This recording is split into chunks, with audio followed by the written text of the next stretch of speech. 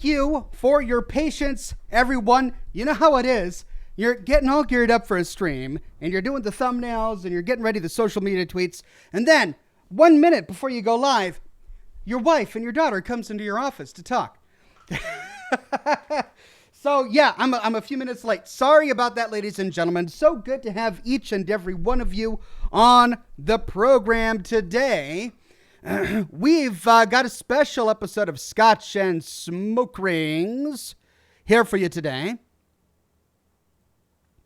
Today is part one of observation. That's right. We completed. Gosh, that light is bright. It feels brighter to me for some reason.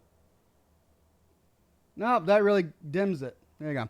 We completed Hellblade, Senua's Sacrifice. Then we did some of the DLCs for Alien Isolation last week, which was a lot of fun. And we've got that done and complete. And so now I needed a new game. I took many wonderful requests from the viewing several last week. And you all had really good suggestions, but I decided to go with observation because I felt like it fit the channel really well. I took a look at Deus Ex, and I want to do it, but it's a bit too sprawling for Scotch and Smoke Rings. I think Scotch and Smoke Rings has kind of a style. It's a little bit chill. It's a little bit more laid back, and we're exploring or evading, kind of a little bit scary. So those are the kind of games I'm looking forward to playing during Scotch and Smoke Rings. I want to save Deus Ex for a Friday or a Monday live stream. And then I took a look at Dying Light, and after watching a few videos, I wasn't into it. There was a lot of parkour gaming, like really quick reflexes and all that. And the story didn't really grab me. So yeah, I didn't really want to get into that. I mean, there are a lot of other games that are coming out this year that I'd love to do, but I took a look at the trailer and reviews for Observation, and it sounds like a lot of fun. So that's what we're going to be doing today. Basically, the gist is we're on a space station, something goes wrong, and through the power of observation, we tell the story. Good to have each and every one of you on the program today. And a special shout out and a thank you, truly, to all of the members and patrons and mods in the chat today. We've got Josh Bunton, MeWe Deuteronomus, Rachel Bjem, JZ Zartu, 200 Angel, Sean Fornango, Alt Grendel, McRob, Antonio Asunacho. Oh, I'm sorry, I completely butchered that. Barry LeCount, Tony J, Weird Beard, Canned Laughter, Lane Barry, Jiggles84, Austin Bass, Wolf Dragon Tamer, Laurie, Jessica Sharp, Abraham Lincoln, Ethan H. Okay, I think that's it. Everybody, so good to have you on the program today. And you can't hear me, right? I'm not muted? Right, I'm not muted. Happy Fastnacht, everybody. Fastnacht came out yesterday, a bit late. They were supposed to start it earlier this week, but due to a technical glitch, they had to delay it. So Fastnacht came out yesterday. And due to the delay, they're going to be extending it for about a week. So I think it's June 6th or something like that they're going to be extending it to. And they're going to give away some goodies in the Atomic Shop for free. So check the Atomic Shop every now and then if you want to see if you can get some free goodies. I've been having a lot of fun with Fastnacht. I hope you have as well. I published a video about Fastnacht today. I not only went throughout Helvetia exploring every scrap of lore and piecing things together, but we also did the Fastnacht parade in a number of different ways, including with a nuked Helvetia to see what would happen, and we explored some of the Fastnacht rewards. So I hope you really enjoy the video I put together for you this morning. For the weekend, I'm still working on the story of Sophia Daguerre. Our latest episode was really interesting. We went to a Clancy Manor in Fallout 76, and it had a Rodney Dangerfield Easter egg, which I didn't realize until researching the lore video.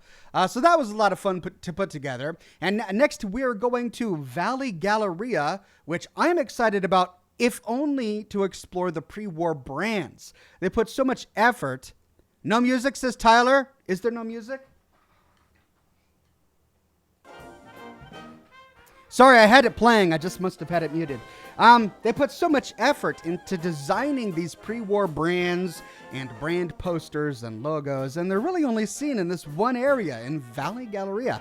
So I'm excited to explore that and show it all off to you guys for the weekend. Will I get to 2 videos? I don't know. I've already published 2 videos this week. I'll try to do 2 more, but I will definitely at least get 1 more done this week on Valley Galleria. Josh Bunton says, Ox, been here since 6:30. That notification was super early? Notification?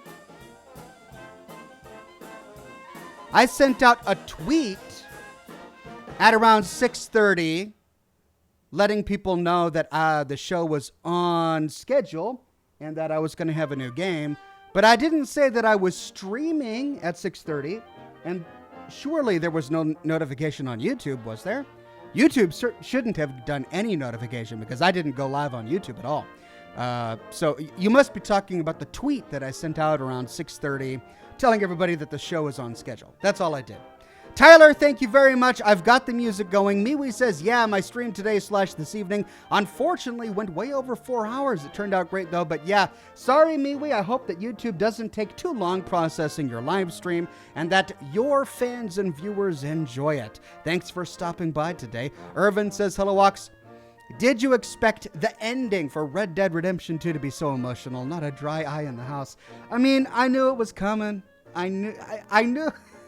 By the time we understand, without giving away too many spoilers, by the time we understand why Arthur has been struggling the way he has, up until that point, we kind of know what's going to happen. I mean, I can't even talk about it without ruining the ending for those who haven't seen it. But I'll say that it was bittersweet. It was well done. There are so many things I wish we could have done that didn't happen. I don't know. Yeah, it was rough. I'm glad we got to keep going. So we still have more Red Dead to go. Even though we got to the ending, as Irvin Chadwick says, there's still a lot more to get through. We are now playing through the epilogue of Red Dead Redemption 2. What a sprawling game this game is. So yeah, going to be having a lot of fun with that tomorrow. Frideridoni says, had surgery yesterday. Thanks for your videos. Thank you for watching. Hope the surgery went well and that you quickly recover. No Name says, what do you call a cow with 2 legs? Lean beef. And on that note, let's set something on fire.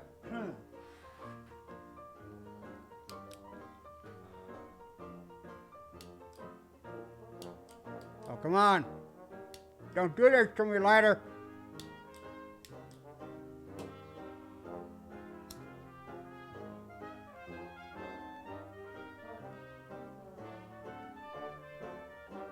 There you go.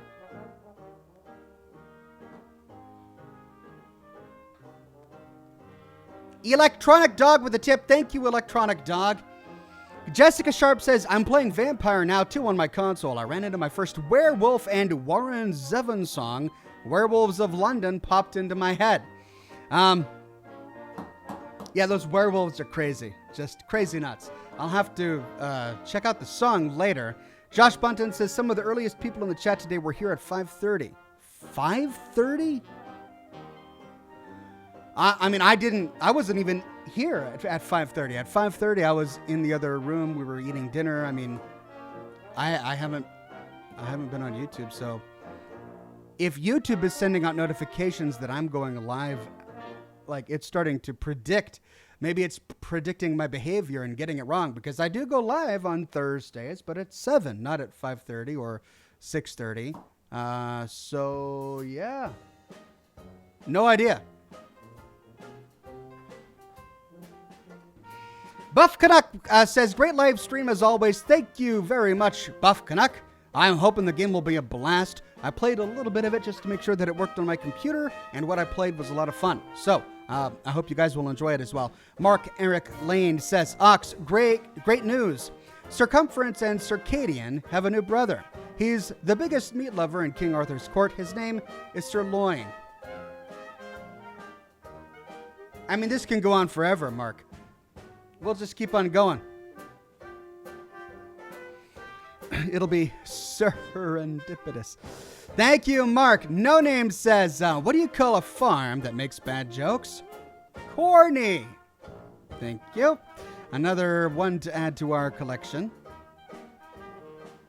How long has he been streaming? I just started, my friends. 9-Bit says, why did the Scarecrow win the competition? He was outstanding in his field.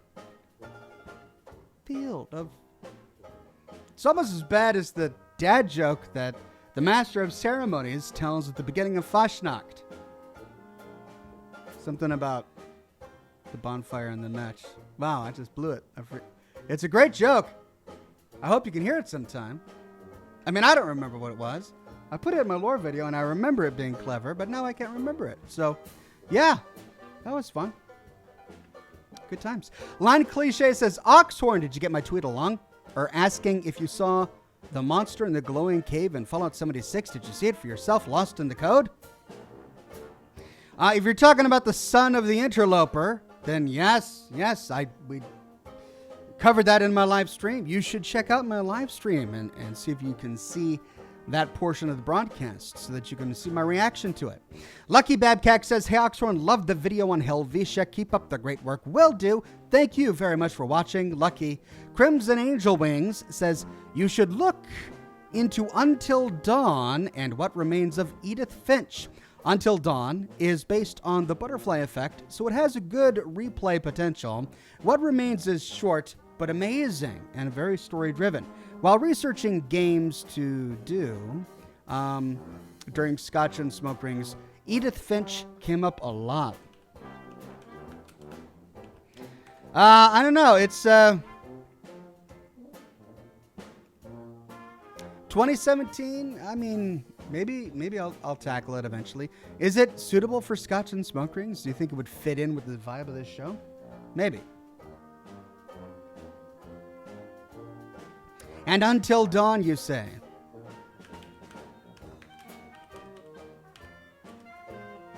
Taking notes.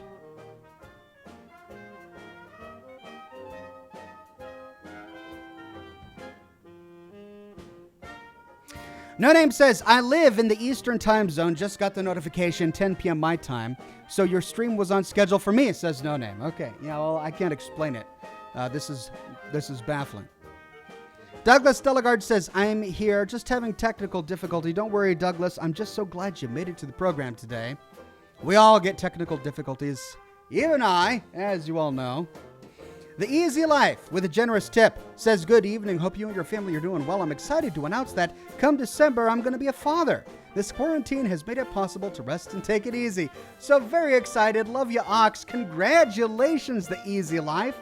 I have a feeling that the baby boom of 2020 and 2021 will probably go down in the history books. That 2020 quarantine baby boom. Well, congratulations, and I hope everything works out smoothly for you. Thanks for letting us know. Michael Burnell with a tip and a sticker. Thank you very much, Michael. And the Easy Life says, meaning that my wife can take it easy and rest. Got you. Well, that's good news. I just presumed. Well, I mean, yeah, that's probably what happened. The whole quarantine. Yeah. Dawn's Creep says, it's been a while. Sorry about that, Chief. I'm a kick back and drift off to sleep while listening. Good luck, sir. Well, thank you, Dawn Creep. You kick back and drift off and do what you need to do. I'm glad you made it. Vincent says, hey, Oxford, hope you're having a great night. I am having a great night, but I got to set my cigar back on fire.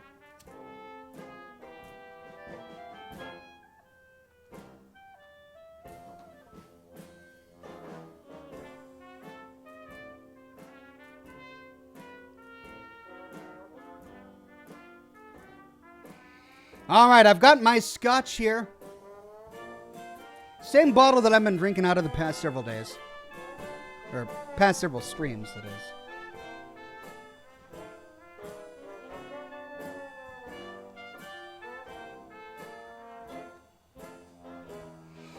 is. Vincent says, Ox, hope you have a great night.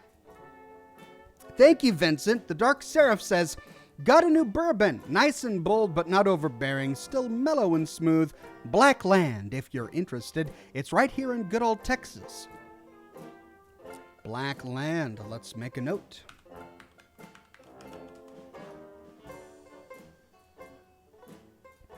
Cool. Thank you. Kim Nixon says, hi, Ox. Stay safe, stay cool, stay you. Will do, Kim. I'll try to stay me as much as I possibly can. Vincent Melian says, what brand of cigar do you enjoy? There are a number of cigars that I've tried and enjoyed, but my go-to daily smoke is the La Aurora y Leon Corojo. It's affordable, well-priced, hand-rolled, decent smoke.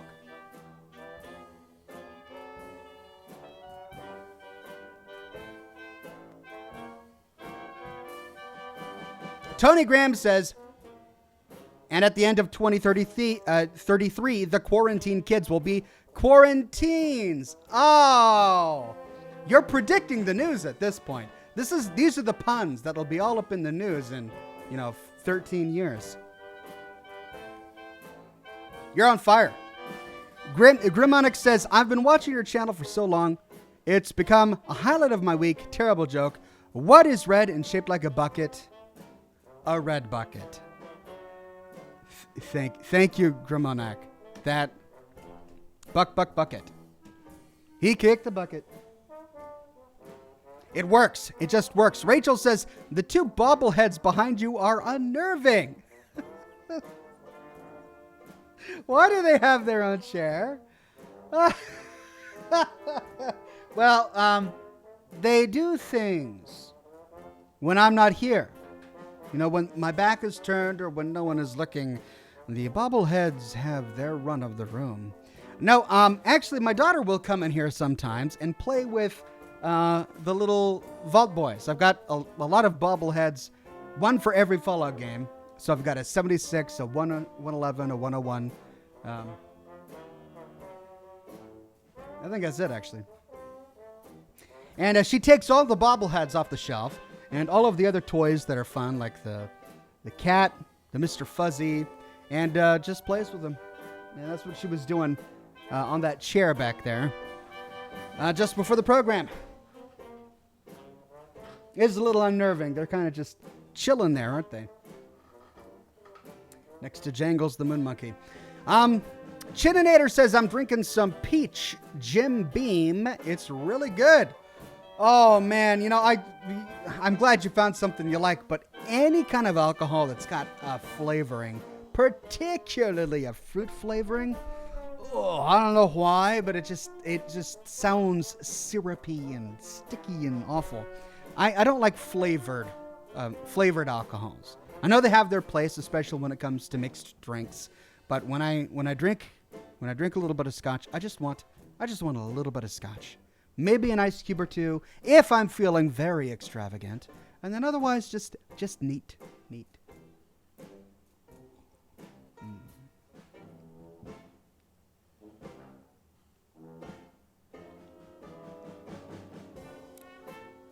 If it's rum, I might drink it with Coke.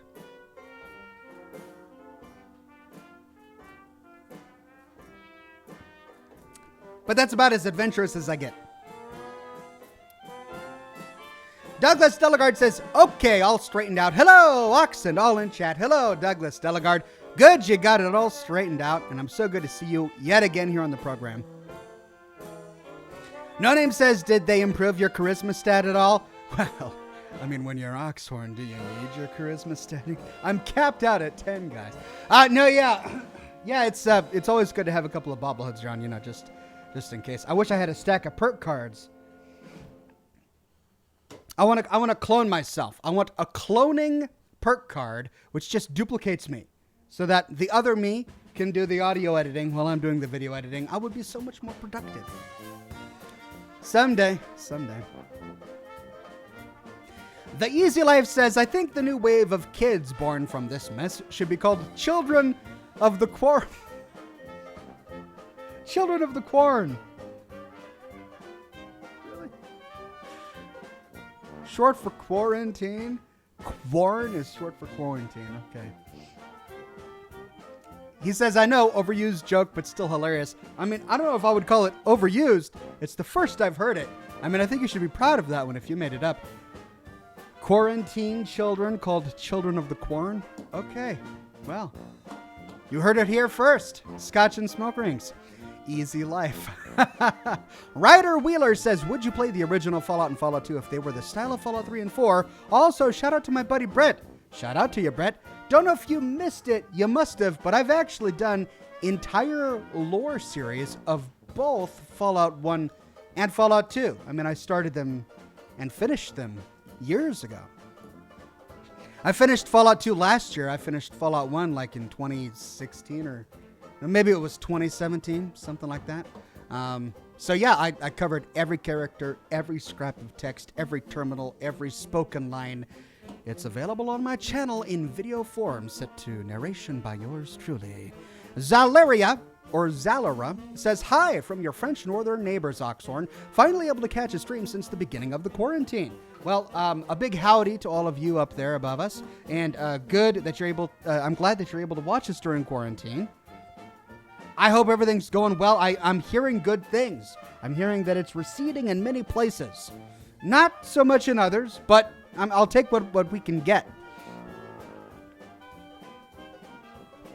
No Name says you should check the Tipsy Bartender. He mixes some awesome drinks. The Tipsy Bartender. Let's see. I'm presuming a YouTube channel. No, I'm wrong. Oh, he does have a YouTube channel and also a website. Cool. Thank you very much.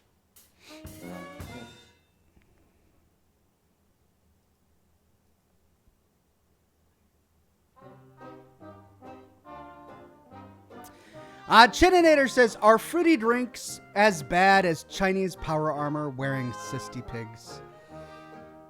I mean, the good thing about a cysty pig wearing Chinese power armor is no one can harvest the cysts from the pig to snack upon later, which removes an evil in the universe. So I'm all for cysty pigs wearing impenetrable power armor. But yes, flavored hard liquor is nearly as bad as power armor wearing cysty pigs. The Dark Seraph says, wow, this black land is good. I still like my Evan Walker honey. Evan Walker's a good brand. Mark says, Ox, you won't believe it. Sirloin has a twin.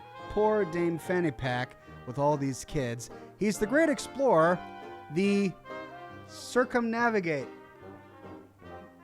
He's the great explorer, circumnavigate.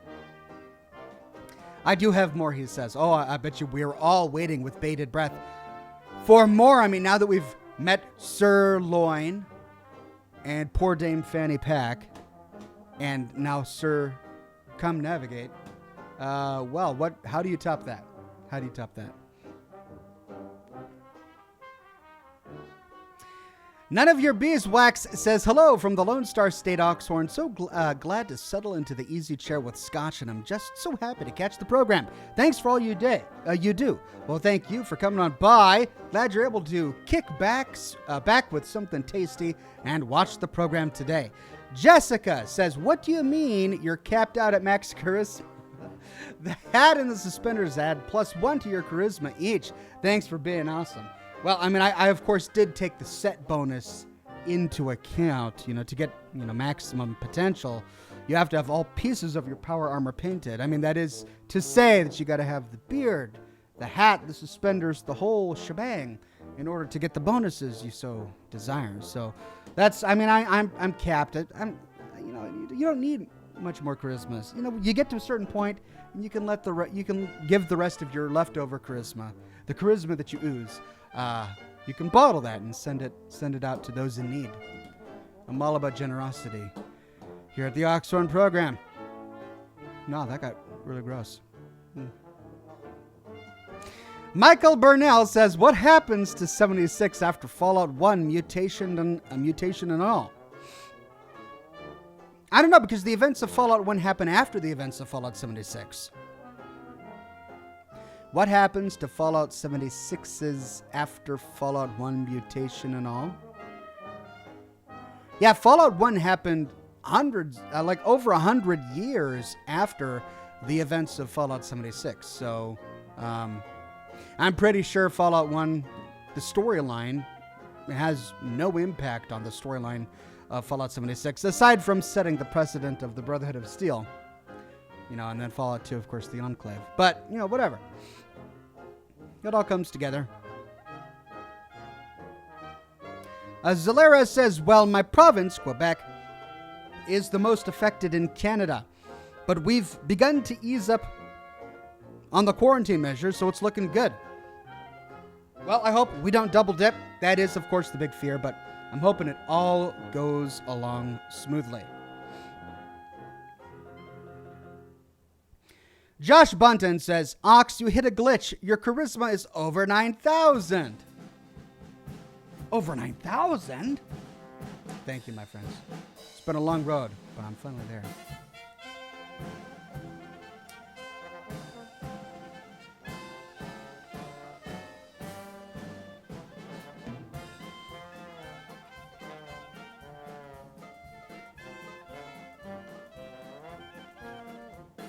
Wandering Paladin says, hey, Oxhorn, looking forward to watching this. I missed live last week because the internet went out shortly after my super chat. Oh, sorry about that, Wandering Paladin, but the recording is up and live on my channel if you ever want to scroll back and see how the rest of the program went. I had a lot of fun with Alien Isolation. I'm going to miss it. That's part of the reason why I wanted to play Observation, because it, too, is set in an orbiting space station. And I'm really curious to see how the plot thickens.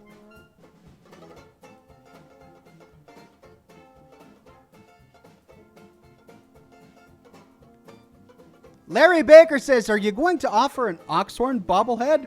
Oh my God. That's actually a really good idea. And I didn't even think of it before this. I mean, that's a wonderful idea. I should, shouldn't I? I don't know. I'd have to figure out how to get one made, but yeah, I should do that.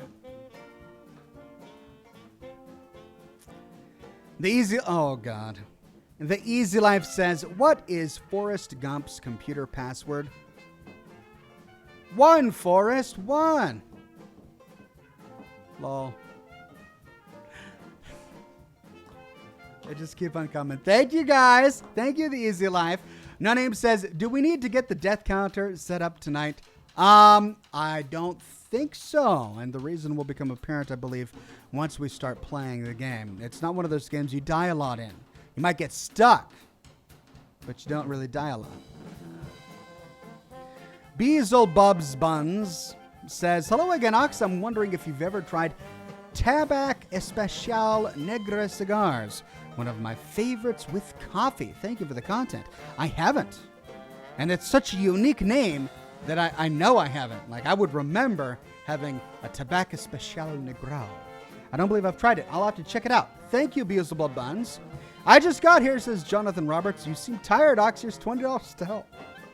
Oh, man, you know it's bad when strangers are saying that you seem tired. I mean, I am a little tired. I stayed up really late last night to get my Fastnacht video done. I finished it and got it uploaded at around 4:30 my time. And, I try to publish them at 6. So I just, by the skin of my teeth, I got the video done in time. And then I only got a few hours of sleep because I had a 9 o'clock doctor appointment for myself and my daughter that I took us to. And I've been up ever since. So, I mean, that is accurate. I'm pretty tired. But I'm also feeling great. Looking forward to the stream. I've powered through the day, which means that I'm going to crash after the program, and I'm going to get my sleep schedule back on track come tomorrow morning so that I'm bright-eyed and bushy-tailed in time for Red Dead Redemption 2. That is the plan.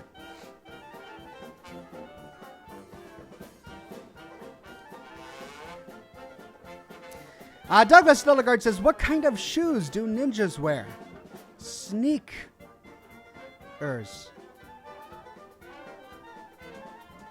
As they should. I mean, unless they're walking on gym floors. Then you would call them squeakers, right? How did I get here? Rachel says, I just want to say I missed the unofficial Twitch coffee and bathrobe streams of footage capture. Those were the good old days. And they weren't even that old. I mean, a couple years ago, really. I've been tempted recently to have an unofficial coffee and bathrobe stream on Twitch to do the Fastnacht stuff. It's been consuming a lot of my time. Man, yesterday, I don't know how many different parades I went through, probably 12, probably 12 different parades that I recorded and captured footage for to produce my Fashnacht video. And I haven't done any today. I've been meaning to. I want to. I want to do. Maybe I'll do some on the stream before I end it or something. Or maybe I'll do a Twitch. I don't know. I'm not going to say that because I am tired. But I need to do my dailies. I've been trying to do my dailies every day because I am eventually going to have to do a lore video on the T65 power armor. That's right, T65, which you can only get by having a buttload of treasury notes. And I'm not saying that figuratively. I mean, like they will literally be coming out of your butt. That's how many treasury notes you're going to have to afford this doggone blasted suit of T65 freaking power armor. If I haven't made it clear, I'm not looking forward to the grind. I've been doing the grind for a while, and I'm not even an ally with either of the factions yet. I'm halfway. No, I'm more than halfway. I'm neighborly. I'm halfway through neighborly with the Foundation, and I just became neighborly with the Raiders, and that's doing dailies faithfully every day since I finished streaming Wastelanders. It's just... But, I mean, it's doable. It's doable. I'm going to get through it. I'm going to get a Gauss shotgun. I'm going to get the T65 suit of power armor, and then I'll never use them again. Because I just want to do the lore video. And there's going to be so much that I won't be able to do. Like, there's a Gauss minigun. There's the Gauss... what else? There's the Gauss... The Gauss shotgun is the big new one. The Gauss minigun is also new. The Gauss pistol. That's what I want for my cowgirl character. I made a new character, a cowgirl, so I could capture more Wastelanders dialogue options. Because, once you go through it with one character, you can't ever explore the other options. So I made a new character, and she's only level 20, but I'm slowly getting her through everything so that we can get more options. And I decided to turn her into a pistol-wielding cowgirl character. Now I've got a cowboy hat. I need to get a cowboy outfit, and eventually I want to give her the Gauss pistol. Wouldn't that be cool? But that's more grinding. Oh, I'm gonna have to go through more grinding for another character. Oh, I don't know. I'll get there. Josh Bunton says, I'd prefer an Oxhorn Pez dispenser. Oh, instead of a bobblehead, an Oxhorn Pez dispenser? I should really monetize my face, huh? I should make products with my face on it. Someday. I think I have a shirt with my face on it. No, the shirt just has my beard on it. Alt Grendel says, Sir Loin has a cousin that lives out in the deep woods all alone. His name is Sir Vival. Oh, thank you.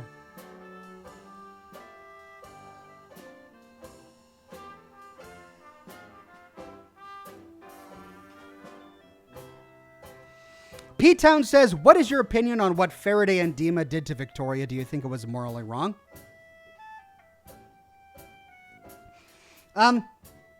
No. And yes. So there are two parts to it. The first part was the life-saving part. She had an accident on a ship, likely burned head to toe. Unrecognizable, she was gonna die. They had one choice.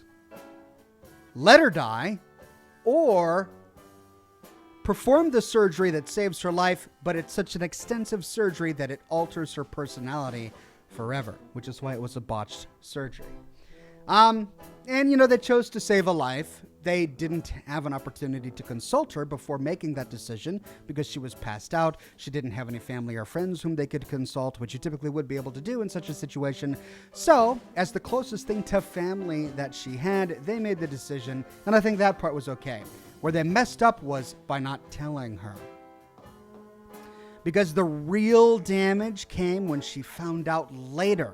If she had been told from the very beginning exactly what happened to her, what her true identity is, if she was shown the operating table and her previous personal belongings, and they had been upfront with her about that, instead of just trying to hide her away as another runaway, damaged synth, I think it would have been much less traumatic for her to have gone through that. It still would have sucked, right? It's still awful to go through something like that.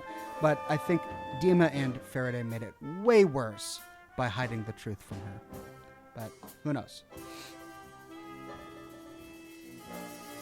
Jonathan Roberts is understandable. One more, buddy. Thank you, Jonathan. I do appreciate it. Mark says, survival as a... Oh, this is going to go on all night. Survival as a second cousin who's incredibly lucky. His name is sorry, I messed that up. His name is Sir Indipity. And will we be getting lore videos on this fictional Camelot Ox? Probably not. I mean, I'm barely getting through the live stream. So I don't think I'll be able to read it for a lore video, but thank you, Mark. This has been an exercise in extreme creativity. McChaster says, favorite Sergeant Arch Dornan line from Fallout 2? What besides you morons? I mean, I think that's everyone's favorite. You moron. No Name says, I got fired from my job at the bank today. An old lady came in and asked me to check her balance. So I pushed her over. But Chininator says, do a Twitch stream. I don't know. Twitch is going crazy, man. Twitch is just... I'm very happy to be on YouTube right now. I mean, I know there's a huge audience of people who go to Twitch every single day. But man, Twitch is crazy. I think I'm going to stay on YouTube for quite some time. Maybe I'll do an unannounced Twitch stream every now and then. But I'm very, very happy here on YouTube. The Easy Life says, I'll do my best not to give you an aneurysm, Ox. Lol. Thank you, The Easy Life. Do look out for my health. It's important. Mac West says, I appreciate that you don't do them, but why don't you take sponsors? I guess I'm not opposed to the idea of taking a sponsor if it's the right fit. Because all of the sponsorship stuff that I am inundated with every single day is for crap that my audience wouldn't be interested in. And of course, I can't speak for my audience, so I don't know what all of them would want. But it's like mobile games and Flash-based games and anime dress-up-your-anime chick games. And there's just tons of stuff like that. They want to pay me to hawk their little cheap mobile game. And I'm sitting here like, no, why are you asking me to do this? Like if a big sponsor came by and they had a product that I liked and I believed in, maybe I would take a sponsorship. But everything I've gotten so far has just not been compelling. I just didn't think it would be a very good fit for my audience. So yeah, maybe someday I'll start a video by saying today's episode is brought to you by insert awesome sponsor here. But until that time, I shall remain as independent as the day you saw me. You found me. Jack Beaver, welcome new member. Thank you, Jack Beaver. Good to have you on the program. And then John Lazana with a tip. Here's a little something for you, my friend. Thank you, John Lazana. Wandering Paladin says, happy you're on YouTube. No Twitch app on Roku. Oh, yeah, that's right. People can watch me on TVs because I'm on YouTube. Yes, I forget that sometimes. All right, well, but 17 more minutes, and then we start the game. No Name says, wait, you don't want to dress your anime? No, I mean, like there was somebody who sent me a link to his mobile game where all it was you had this anime girl in underwear and a closet filled with all of these clothes, and you just dragged and dropped. It's probably something like my daughter would enjoy playing because it's a dress-up doll game, but it was clearly not designed for children. It was clearly designed for something else, and they want me to hawk this on my channel. I'm like, that's a hard pass. Just, no. Zartu says, how about a Fallout lore by Oxhorn app?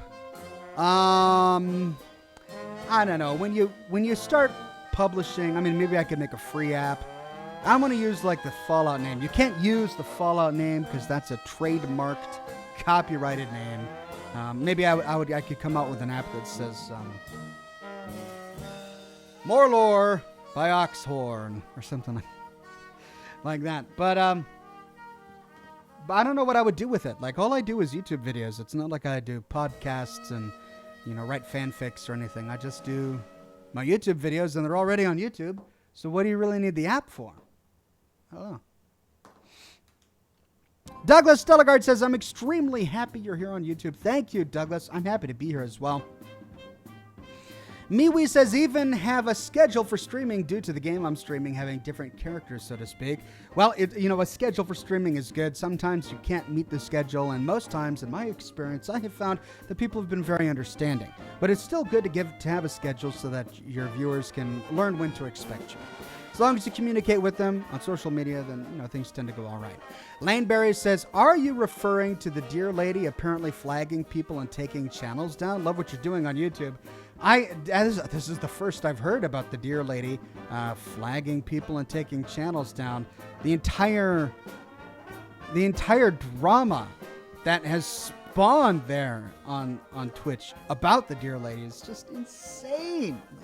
In our modern era, this is what's happening. But then again, on YouTube, there's a bunch of drama too between these drama channels.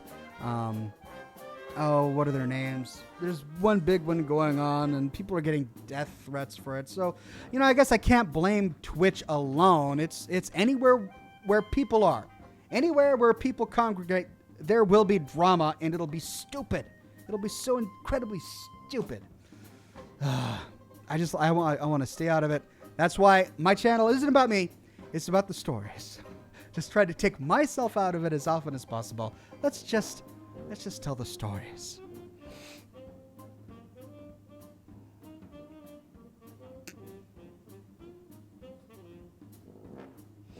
Most of the puzzles are easy, in my opinion, says Sonic. Well, great. You say that now. Watch, I'll probably struggle through half of them during the broadcast. I hope they're easy. It'll make me look good on camera.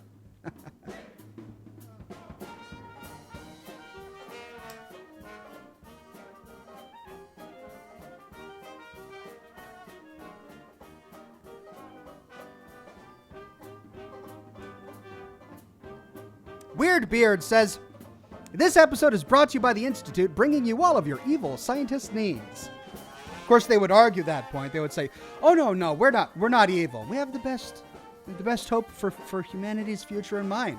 It just so happens that humanity's future is lack of humanity. Just kill them all and replace them with robots. That's humanity's future.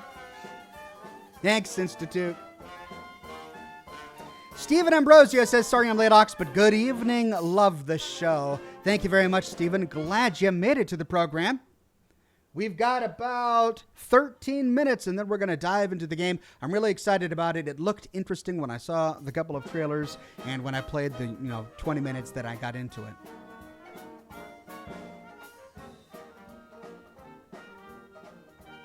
Freezadare Dunny says, weird question. Do you use beard products? I did back when I ran a beard website years ago before I started producing Fallout content. I had a beard blog, which was actually pretty popular, and I did daily postings about beard-related topics, and I would review beard care products, and I had beard care products that were sponsors on my website. It was kind of a big deal. I was able to feed my family with the income from that blog. But then this happened, the whole Fallout YouTube thing, and it was way bigger than my beard blog. So I haven't worked on my beard blog in a long time. I frankly don't even know if it's online. And yeah, I haven't touched a beard product in a while. Back when I was using beard products, I really enjoyed a wax. It was called beard. It was a beard wax. It was a black, gritty beard wax, and you just melt it in your hands and then just put it on your beard, and you can shape it. People can't tell it's in there, especially if you have a darker beard. If you had a fairer beard, then it might not work so well, but it was great. I loved it. The only problem is that any kind of product you put in your beard or your mustache, as the day goes on, the waxes start to melt, and it can get really gross. It's one of the things that's one of the reasons why I don't wear anything these days, is because it's just the maintenance and the upkeep is awful, especially if you live in a really hot and humid place.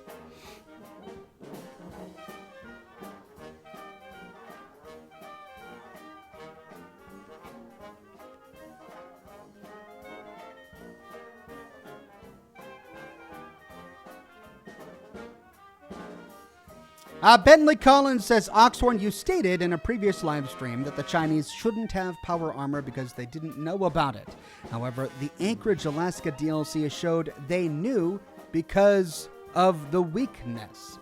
No, that's not what I said, actually. I didn't say, at least I don't think I said, correct me if I'm wrong. Maybe I did say that they didn't know about it, but they did know that America had power armor. The problem wasn't the knowledge that power armor existed. The problem was being able to replicate it, right?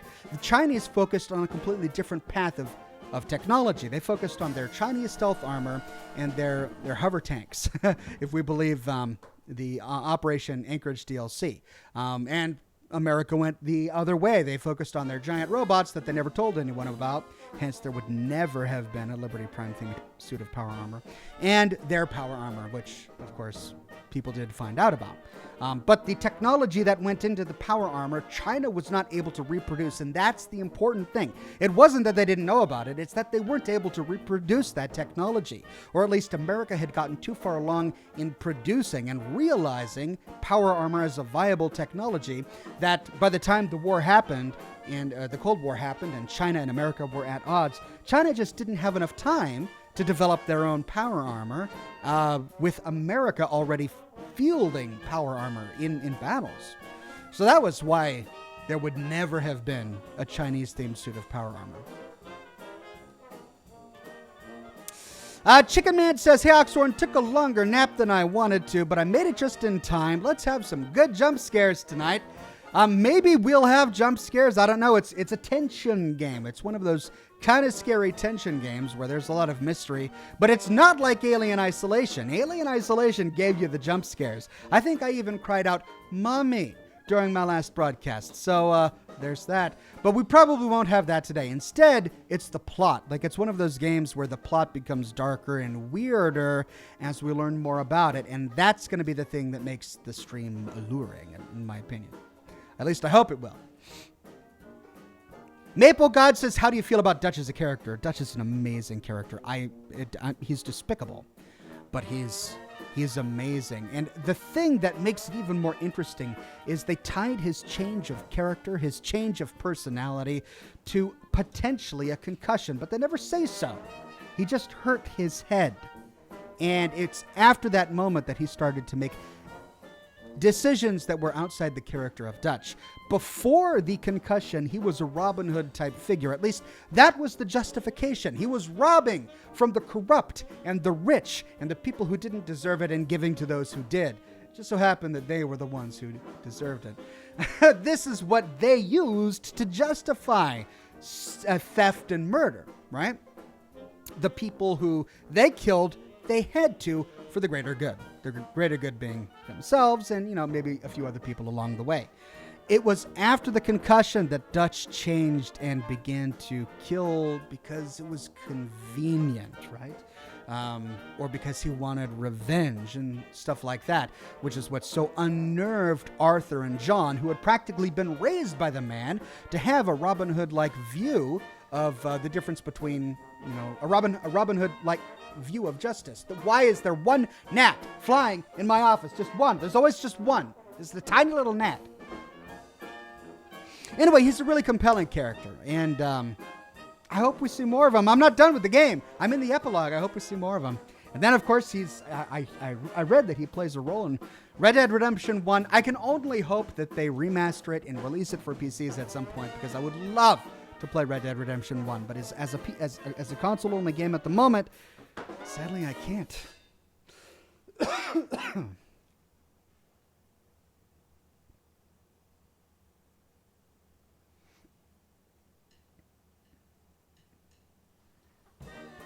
Rachel says, I was playing Red Dead Redemption 2 today, rode through Valentine, saying hi to everyone to improve my honor, accidentally had my horse kick someone in the face, killed them, town turned against me, got a bounty, lost honor. Yeah, I mean, that's everyone's story in Valentine. I think that's happened to everyone who's played Red Dead at least once. You accidentally stand on some old lady's toes with your horse, and bam, you're wanted for murder.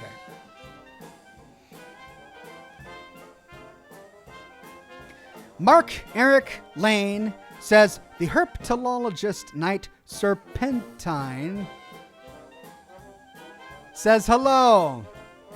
Thank you, Mark. Isn't herpetology turtles, though? I mean, I understand that both turtles and snakes are reptiles, but isn't herpetology specifically related to turtles? What would snakeology be? Maybe it is herpetology. The Dark Seraph says, from what I understand, the Kami power armor was made by sympathizers from stolen suits. I mean, how? Like, from what you understand, where is this explained in the lore? Is there like a loading screen or what? Because it's certainly not on the Atom Shop. And we get it by just buying it and it appears in our workbench, right? So where does this... I mean, I'm sure we could make up some lore. Maybe there was a group like the Free States who really thought that communism was just great, despite the fact that it failed every time it's ever been used in the history of mankind. But you know what? It's just great, and so we're going to develop a community like the Free States, and we're going to oppose America and get our hands on some suits of power armor and paint it up with a bunch of communist Chinese symbols. Sure, but they haven't taken the time to explain that. That's what they need to do. Otherwise, it's just not canonical in any way, shape, or form, in my opinion. MeWee says, weird, I just checked up on my live videos on YouTube Studio, and the stream that I did was over 4 hours, seems to be already fully processed. That's great. Good luck there. It might be because my channel is an older channel, or what, but whenever I do a broadcast that's over 4 hours long, it takes a while for YouTube to process all 4 of those hours.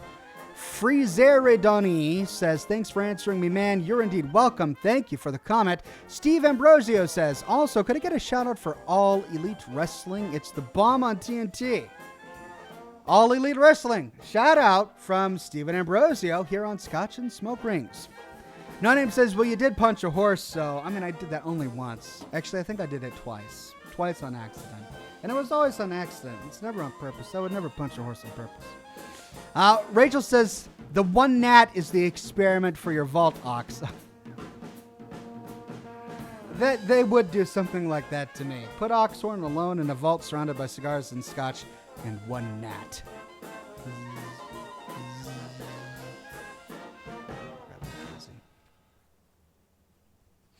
Bodhi says, what's the hungry alien doing tonight right now? He's eaten.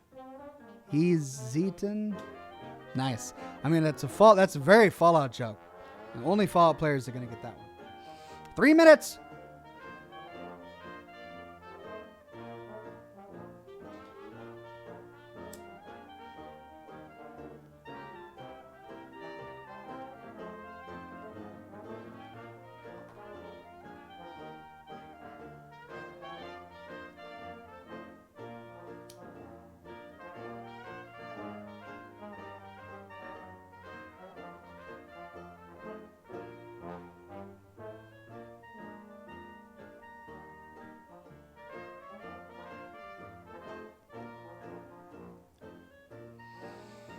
Laura says, no luck teaming up with hubby on 76. Maybe Prime play time and servers are full. We'll try later.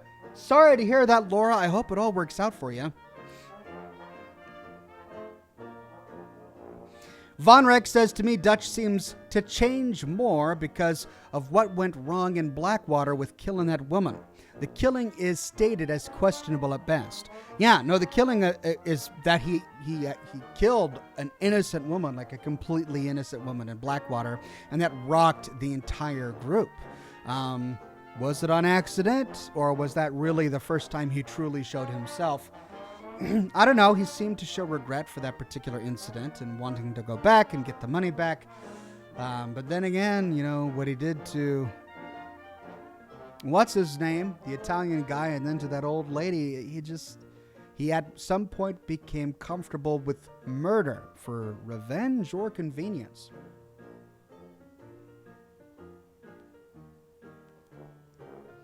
B-Gem says, let the gift hunting begin. Are you going to make more of those gifts, B-Gem? Put them on Twitter, but hopefully I'll have a good reaction for you tonight.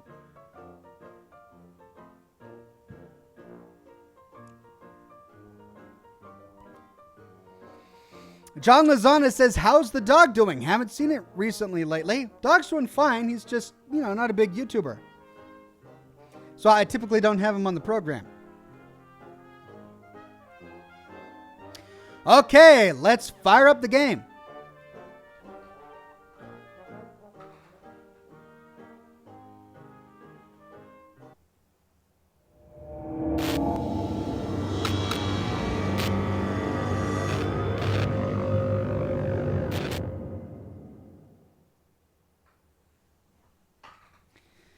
Here we go. Oh, you know what? I should probably turn the lights out. It is a scary game after all.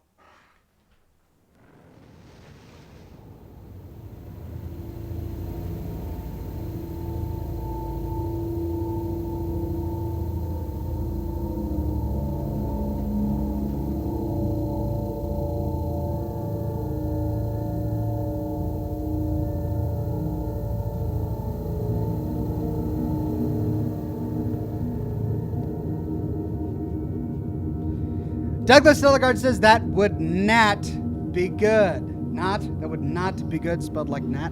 That would be an awful fault. All right, I only tested for about 20 minutes. I don't want to resume there. Let's do a new game. Okay.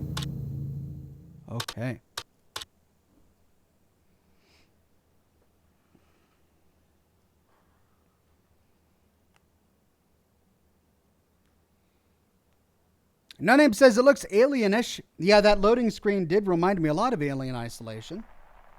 But the gameplay is very different.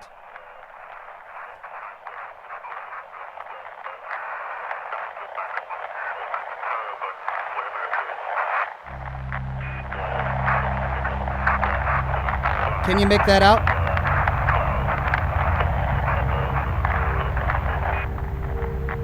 Hello, welcome to...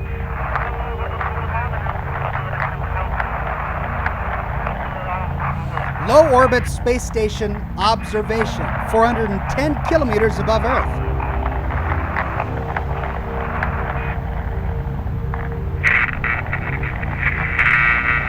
Houston, do you copy? Houston, come in.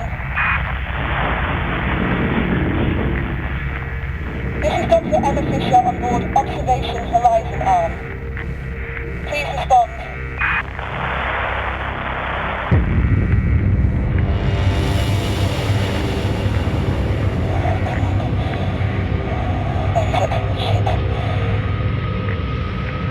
We've had some sort of accident, collision or something, maybe, I don't know.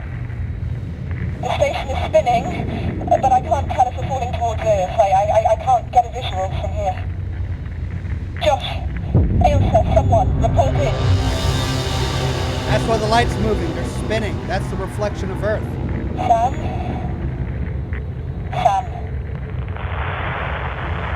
Houston, I have no response from Sam. I'm going to attempt to... Whoa! Shit. Sam? Sam, are you there? Wait, are we Sam? Come on. Okay, Sam. I need you to give me admin access. Enable voice authentication.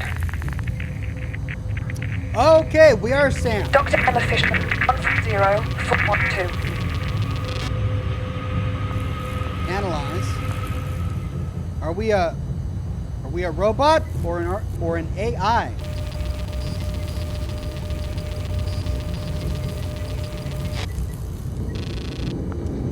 Emma Fisher, Medical Officer, Bioscience Division, voice print errors detected. We can accept it or reject it.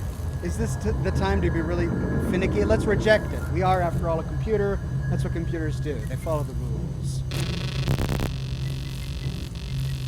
Come on, try again. Voice authenticate. Dr. Emma Fisher, 140-412.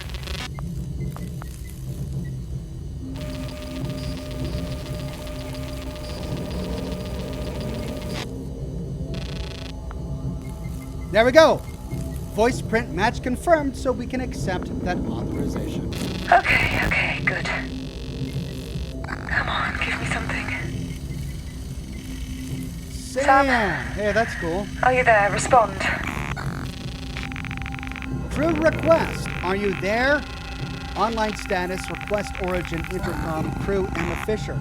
Oh, I see. So those are Sam, the artificial intelligence's internal processing on the left. The request from the crew, where it came from and who made the request. And controls unlocked. Hold R to enter response mode. Systems, administration, and maintenance online. I see. So she demanded an online status, and the online status is system, administration, and maintenance is online. So to respond, we hold our... Oh, and then we find something that matches the correct response, which is this. I am here. Oh, thank God. Okay. Now we're getting somewhere. Okay. Voice. Sam, you seem to have booted up in Module 8. I'm going to relocate you to the Horizon Utility Hub in Module 9. That should give you access to limited system diagnostics. Hang on. Oh. Great. Listen, I'm stuck in the Horizon airlock in Module 11. I need to get into 9, but I'm not sure if it's safe to open this hatch door. Can you give me hull and pressure diagnostics on Module 9? Hull and pressure diagnostics on Module 9. Oh, cool. So this shows us a schematic of the station. Well, at least part of it, the part that we're in. Module 11, Module 8, Module 9. And then that's Module 10. So we need hull and pressure. Pressure safe. Power low. Hull contacts true. System links connected. All right, now what was it to respond again? Hold R. All right, so these are the possible matches, but she didn't ask for system links or power. She asked for pressure and hull contacts. So let's do pressure first. Module 9 is fully pressurized. Okay, that's good. Are the adjacent contact points from 9 intact? And that's hull contacts. That's true. Module 9 hull contact points to adjacent modules read true. Good, we're still connected. Something is vibrating, Sam. Can you check the hull contact points on the other modules? Oh, yeah. Hull contact points on the other modules. Module 11. That's true. Module 11 hull contact points to adjacent Module 9 read true. Yeah, I can see that. I'm in that module. Sorry. Wow. She's getting salty at a computer. Module 8. True. Module 8 hull contact points to adjacent modules read true. Okay, well at least I can maybe get down to Central through there. What about Module 10?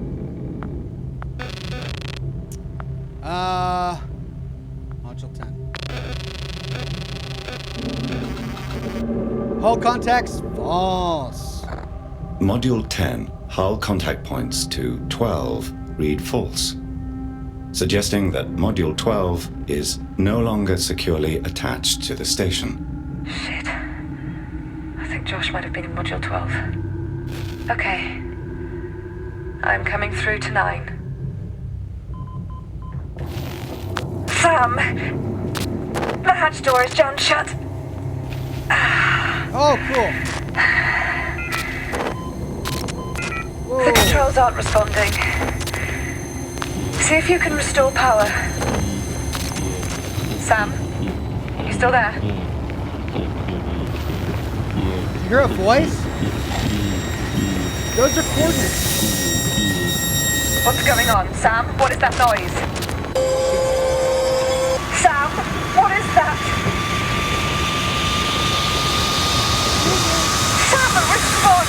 What the hell is going on? Okay, someone is a fan of Stanley Kubrick. Holy cow.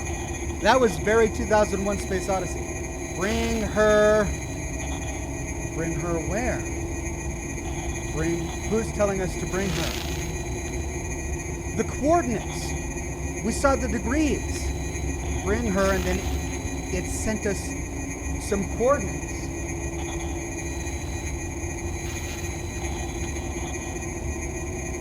Is there like a... I'm trying to find like a hidden accept box or something. No, I have to bring her. This is my only option.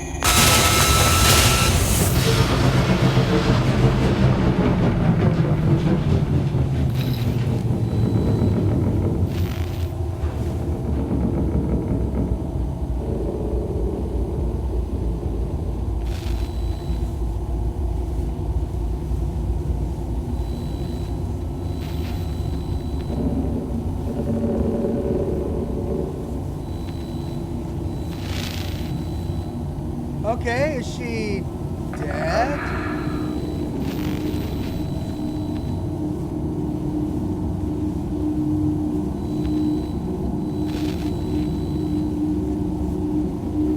No.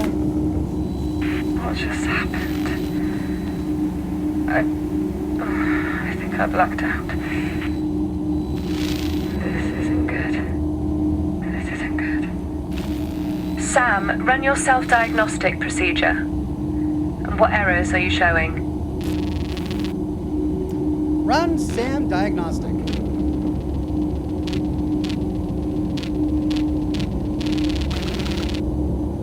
Relocation network error diagnose. Run network check. Module relocation network is non-operational. Crew assist required.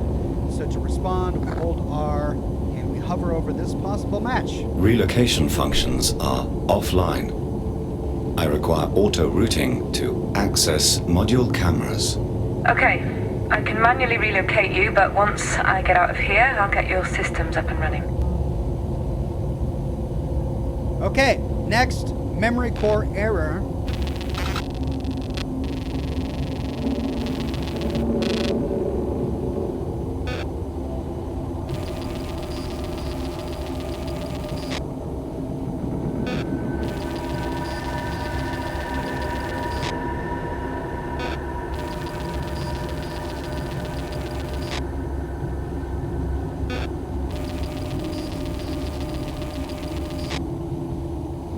Wow, 95, 93, 87, and 97 degradation on all four cores.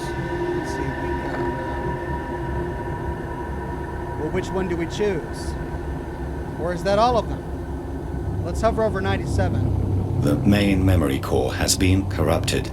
I have lost significant station data. Okay. So most of your system links and data logs are gone. Sam, you will need to scan, download, and recover as much data as you can. We need to get you back to your old self. Oh, great. So I'm a computer without any of the perks of being a computer, aka lots of knowledge. And then finally, crew tracker error. Oh. Tracker power status monitor. Vitals alive parameter and sensors. Location sensor array. Crew identification network. That's it. The connection between crew tracker functionality and SAM OS has been severed. So it's working, but the link is cut.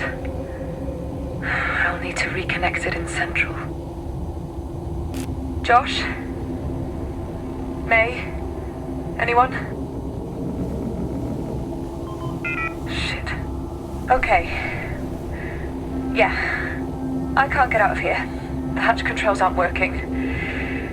It might be a safety lockdown. You'll have to override the hatch from Module 9. Okay. Okay. So she sends us to Module 9. I'm auto-routing you back to the utility hub in Module 9. Camera movement should be online now. Run a test. I'm a camera! Oh, that's so cool. O controls objectives. Current tasks, cameras, and system links. Run a test. Okay, so WASD to rotate. Mouse button to zoom. It's not working. Q and E to switch. It's not working. Relocation, F to press possess sphere, spacebar to disconnect to Samos. What?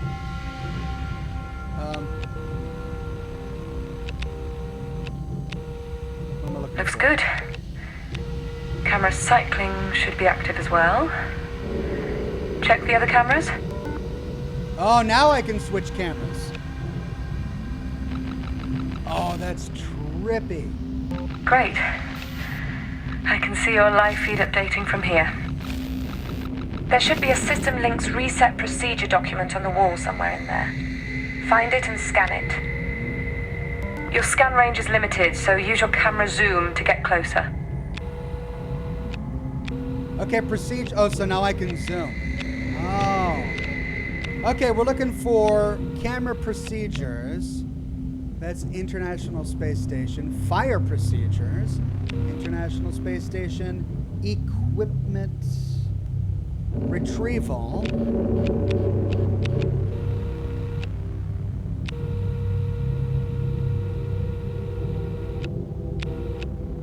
That's it. Let's zoom in on it. SAM-OS procedure. And we can scan the document. Oh. System link reset. SAM-OS procedure system link reset shows terminal input code, TIC, that allows a crew member to reset SAM system link functionality in the event of a software failure. Warning, this procedure will require a reconnection to all system links station-wide. Only perform after a full reset. Oh man, we're gonna have to get everything again. Okay. That should be reinstalling the System Link interface. Use your cameras to locate the hatch controls and any other integrated systems and equipment. Hatch controls. Locate system links. Okay, so there are 3 cameras. I'm on camera B. We're looking for hatch controls. Mr. Cloud Gaming with the tip, thank you. All right, this is a combustion unit. Can I? No. Hatch control. Add system link.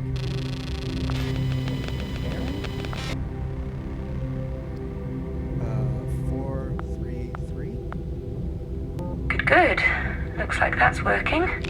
Add another. Add another hatch control. Okay. There's a hatch directly beneath me. To airlock. Where's the control? Must be on the other side.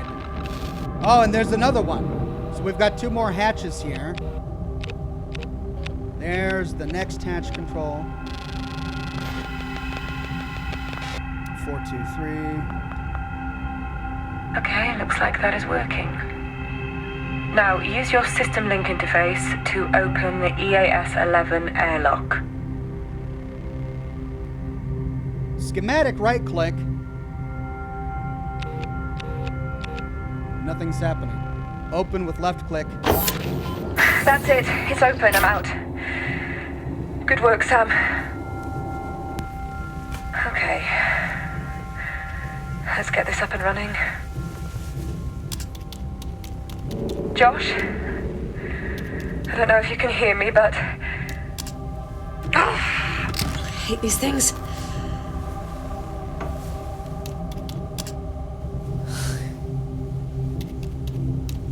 Josh, if you're in EAS Module 12, then stay put. The hull connection isn't secure, and most of our systems are underpowered. Is that where she last saw I'll work him? something out. In Module 12? Josh? Houston? Anyone? Poor Fisher. You and me, Fisher. That's it. Wait a minute, Sam. Our internal communication network is fully online. Huh. Where has everyone gone? Oh, shit. Okay, station alerts. Right, Sam, you should have access to your OS now. Oh, okay. Enter the SAM OS systems at any time by pressing spacebar. You can now relocate to any module and view its camera feeds. In the EAS arm, at least. Try it now. Find that fire, Sam. Fire? Is that what this is, a fire?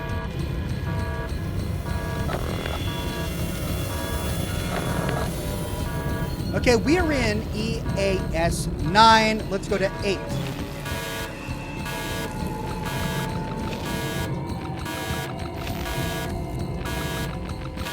Anyone see a fire? EAS 6. Only one angle.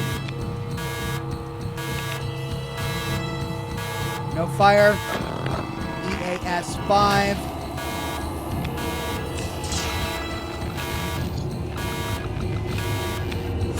I don't even see any smoke. Is that smoke?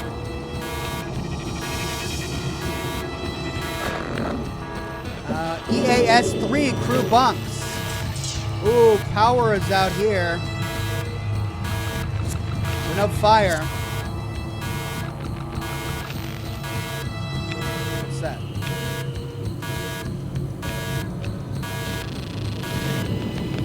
System link. Okay, so I'm adding more systems to my... Alright, but that's, there's no fire here. It's got to be in 4. Yep! Oh, there it is. Fire!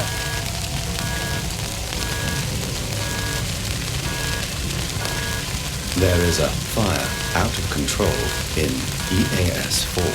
Shit, I'm on my way.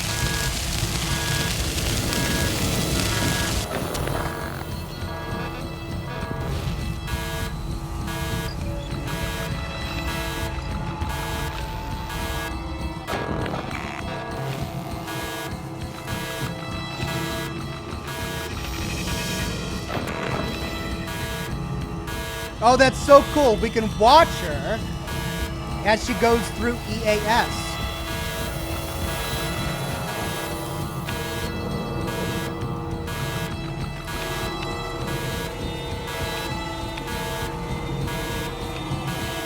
All right, she's going to 5. Oh, no, she's going to 6. She had to go through 5 for that. Only one camera here. Whoa!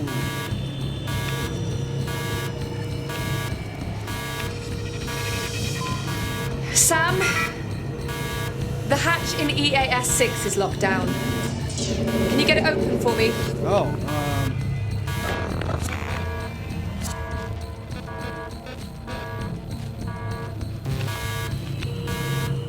Oh, right.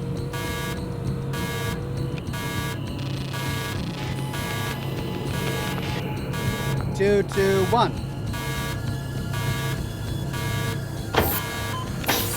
Cool. It's open. I'm on my way. What a cool feature. Relocate to EAS 3. I'll need your help when I get there. All right, we've got 3 cameras here.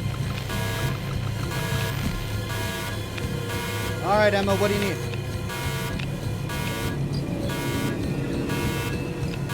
Oh, this buzzing is really annoying.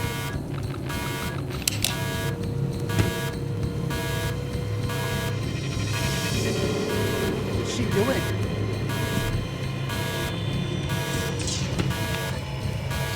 Add the EAS 4 hatch controls to your system links, but wait for my signal.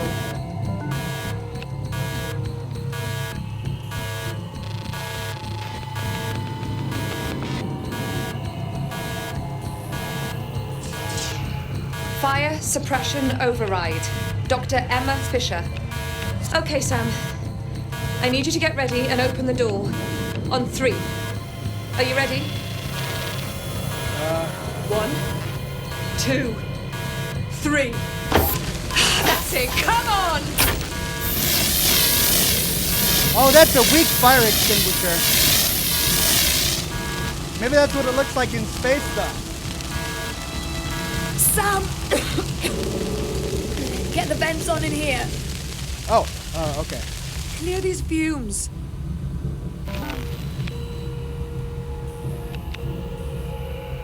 Vents.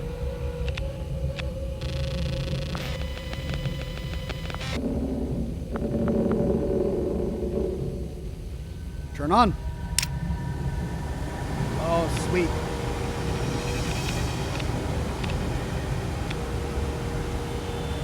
That's it, it's working. The fumes are dissipating now. How bad is it? Damage reports. Well, the fire severely burned rack.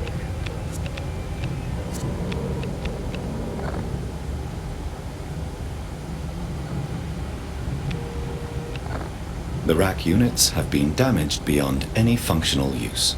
Overall, that's not too bad, considering.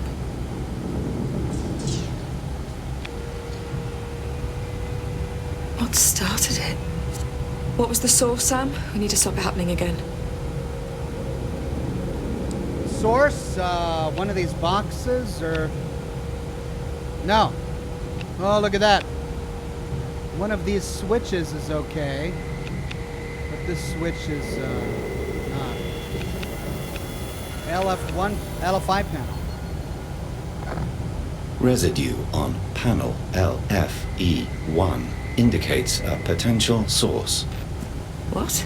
That's just a blank plate. Let me see.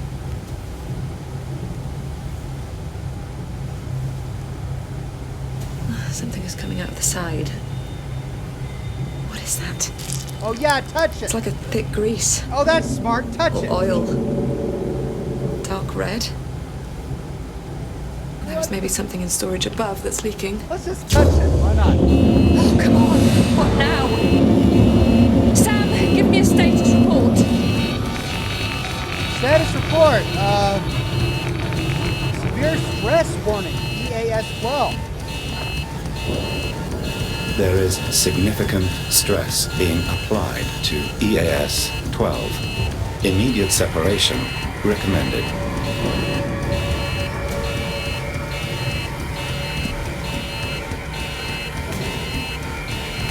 Please. If there is anyone in Module 12, make yourself known now. We are about to jettison the module. Someone, please respond. This is getting much worse. No name says touch it and taste it. Sam, get ready for the separation procedure. Okay, first, process my authorization code and give me a security override key. Okay. 1442413324.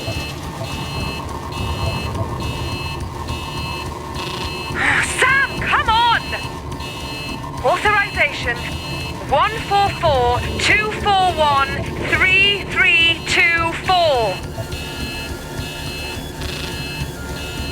Oh, okay. 2903419.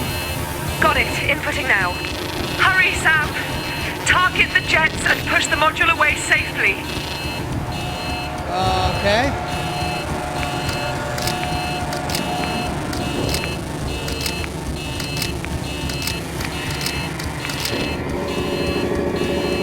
I hope to God anyone was in there. They had their suit on. Sam, Wait, Josh was in there, we've wasn't stopped spinning. We've stabilized. he? Detachment success. I think we're okay.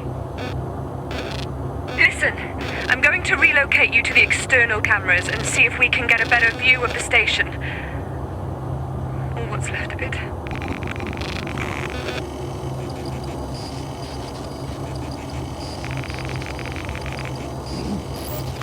signals are weak, distorted. I don't understand. We should be right above Houston. Can you detect any damage, Sam? Oh, look at that. That's damage. I see floating debris. Structural damage. EAS 12 is still tethered with unusual structural damage. It's like a hole has been cut out of it. What would do that? Okay, anything else?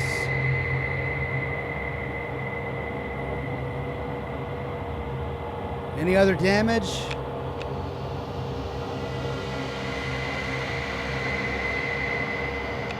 Oh, look at this.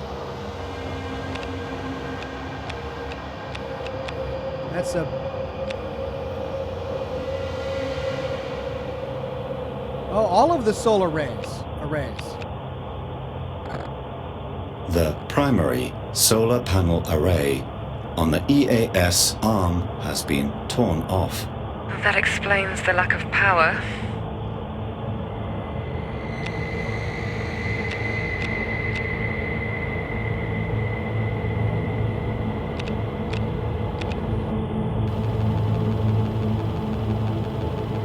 We must have spun off course. Damage doesn't look too severe. Just isolated sections. Fire damage detected. Where? I don't see it.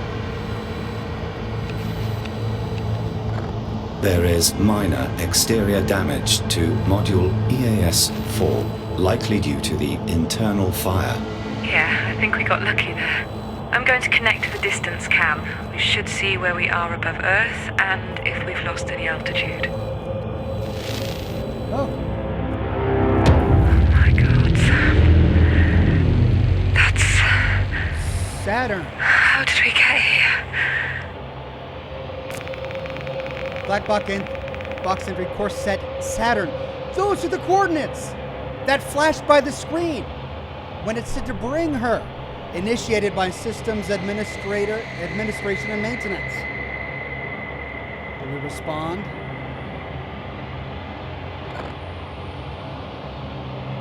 I brought you here. It seems. What? Why?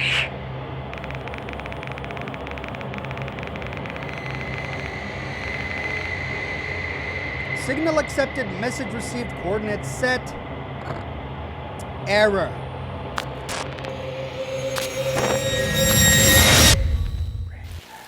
I don't know. Oh. Who sent the message? Why did we bring her to Saturn? Devolver Digital presents a no-code game. Wait, this symbol is the pole of Saturn, isn't it? The storms at the poles of Saturn have that hexagonal shape.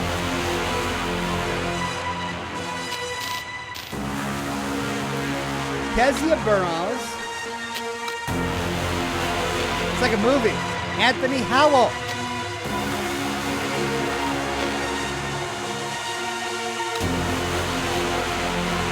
I'm not going to read all the names as we go through. It's like I'm watching an episode of House.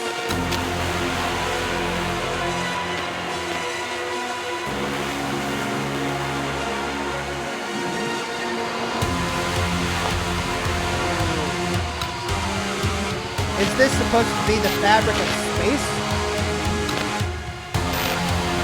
Looks very organic.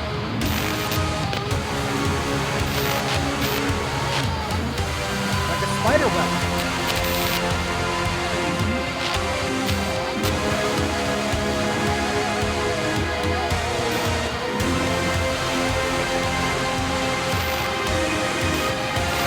Music is really intense.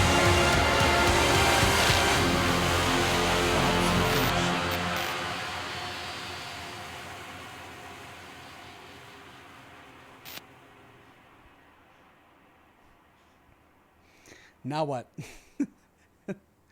Okay, so there's the space station on the rings of Saturn. Notice there isn't a star in the sky.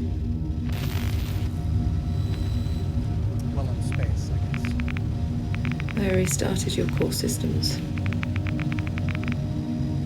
You weren't making any sense. And to be quite honest, I'm fucking terrified right now. And anyway, without you, I'm not going anywhere, so welcome back. Okay, first off, let's try this again. Sam, voice authenticate. Dr. Emma Fisher, 140412.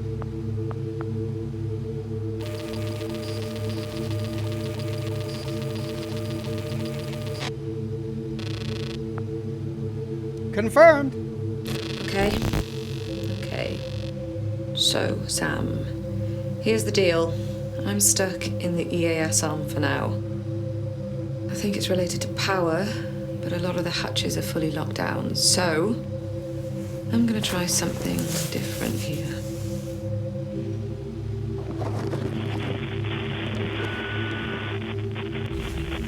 What's that? The camera lens? Okay. That's audio, at least. Almost there. Just a sec. Shit, that's not it. There we go. Oh, don't tell me. It's like a little Okay, drone? Sam. I have rigged a connection sphere for you to use. You should be able to take control of this and fly around the station. Oh, cool. It'll let you reach parts of the station your cameras can't see, and it'll let you wirelessly connect to non-station devices, like laptops. There. Looking good, Sam. Okay, He's blinking. Let's see if you can move it. Okay. Fly over to me.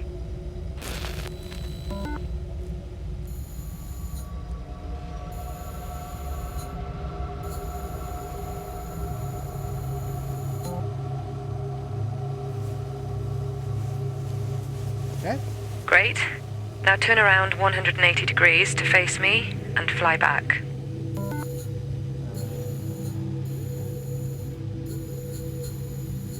Oh, it's kind of finicky. There we go.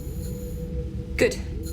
Good. There are more controls for translation and rotation, but I'll let you figure them out. Oh, great. You should still be able to identify objects and relay information to me like any other camera.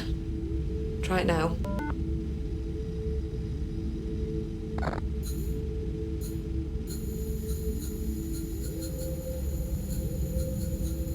The Sphere CO2 refill station is online. Okay, great. That works. Now, you can release yourself from the sphere and return to your main OS just like before. Try it now. Sphere tracking is online, so its location will be displayed on your station map. Cool. To reconnect to your sphere, you can either quick connect directly from your map, or you can use a nearby module camera to access it. Reconnect to your sphere now. Right. Let's test out your sphere connection systems. Connect to the laptop above the workbench. Once you're connected, attempt to download whatever data is left. Workbench?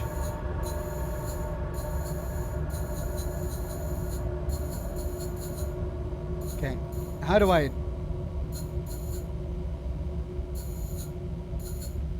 need to learn how to rotate.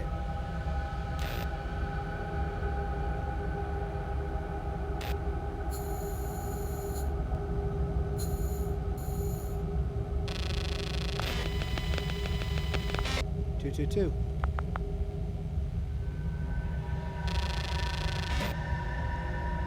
Sphere's best practice. Available. Okay, WS to cycle the entries, but it looks like that's the only one, even though it's kind of garbled. let's... Oh. Okay, guidance, spheres best practice. Development and control of microgravity guidance spheres on observation is overseen by Dr. Emma Fisher.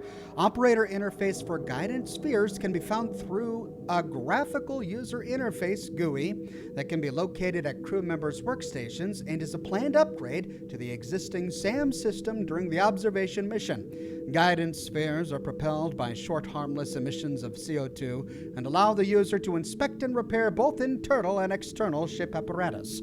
Microgravity guidance spheres are still at the experimental stage. And then backspace to back out. Jordan says, back in Black Ox, looking good. Brief explanation of observation, please. Well, we're about 40 minutes into the game. We haven't really gotten very far, but basically there was a space station above Earth. There was some sort of collision or something. This Fisher is the only one who's able to communicate, and we are actually the onboard AI, artificial intelligence. And somehow we were given a message to bring Fisher to Saturn. And I guess we traveled all the way from Earth to Saturn. How did we do that?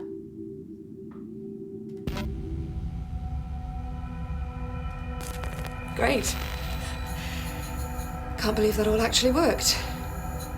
Right. So, the rest of the station is dark, and the Horizon arm is running on emergency power. The solar panels give us next to nothing this far from the sun. However, we do have an experimental fusion reactor on board, the EFR. If that can generate enough power, we can maybe get the universal hatches open. See what you can do. I'll try to find a way to contact the rest of the crew. Okay.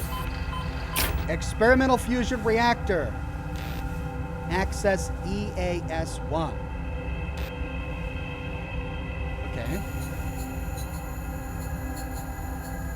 We're in EAS-9. Do we fly there, or do we go to...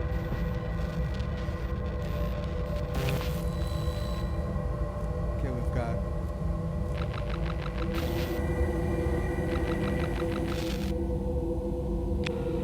Okay, do you see another eye in here?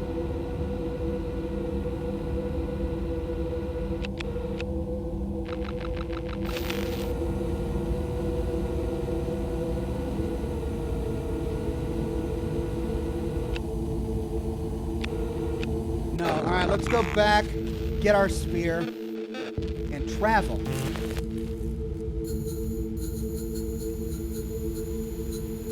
Oh.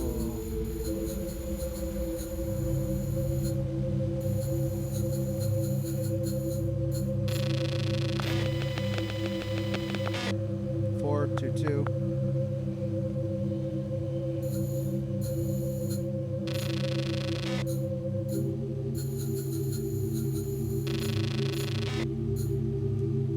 Okay, but we gained access to it, but battery's dead.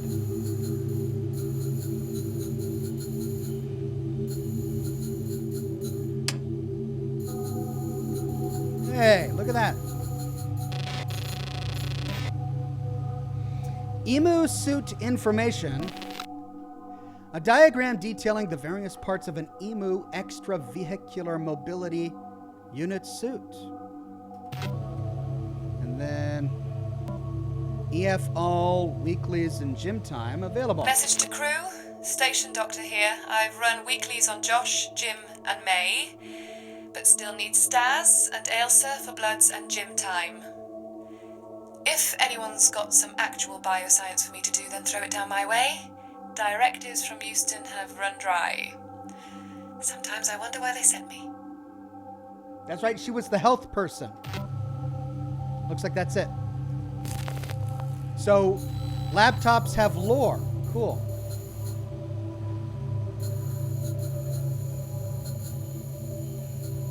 Okay. We need to go all the way to the other side. And what's this? EMS life support system. And it looks like this hatch is locked or something. Or that's not a hatch, that's a window. so I guess we go this way. Oh, and I'm bonking against. Oh, the light. Offline connection sphere.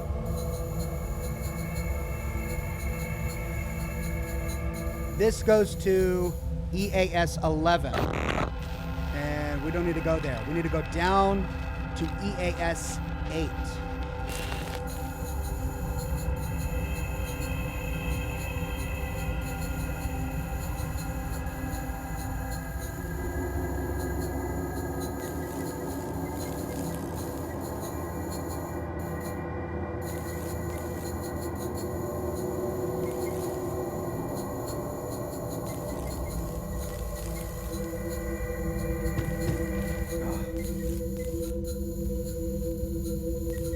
Oh, it's so hard. There we go. Now, let's see. What have we got here? Laptop. Password not working. Password not working. Reissue ID tag.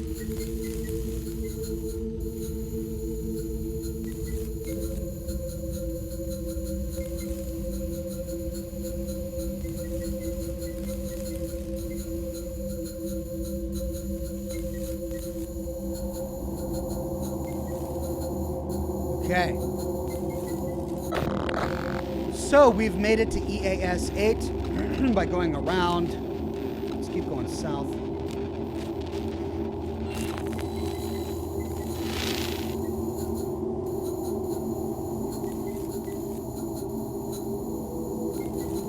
Test 453. I bet you that's going to become important later.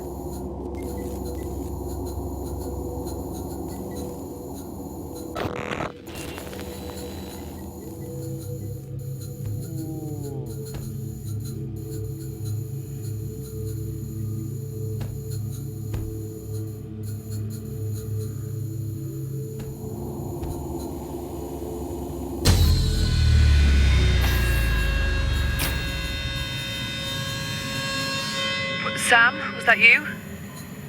I think the backup batteries are struggling to cope.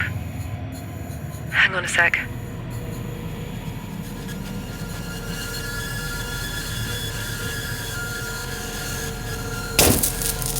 Whoa.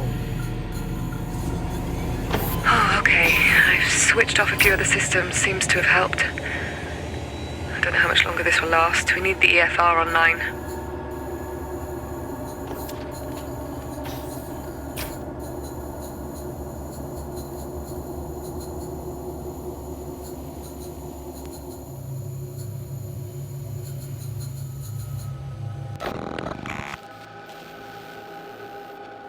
Okay, so I'm in number 3. I need to get to EAS 1. So that's left. Let's see what's in here first.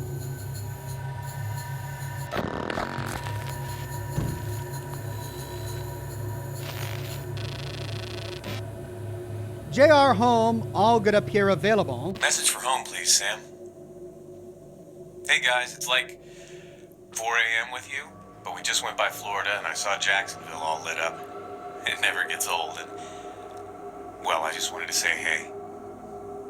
Things are great up here, and work is going smoothly, although Houston keeps changing their minds on what they want me to focus on. I'm hoping I'll get more info soon, though. Still, it's all good. Message ends, Sam.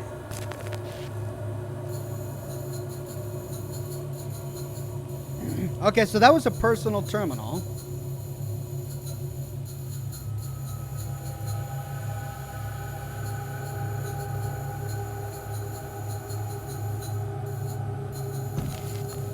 And a dead end. That's May Morgan's, but I don't have any light. I can't see. Do I need to open...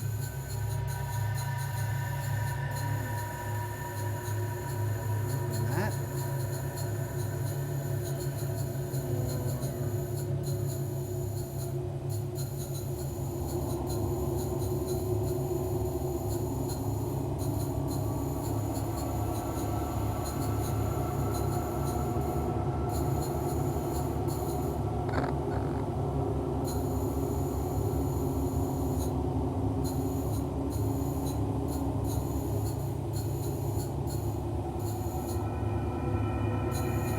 I don't see a door latch. I mean, there's that, but it's not powered. So how do I get over there? Because I'm not there yet. I need to go to 1. And I'm in 3.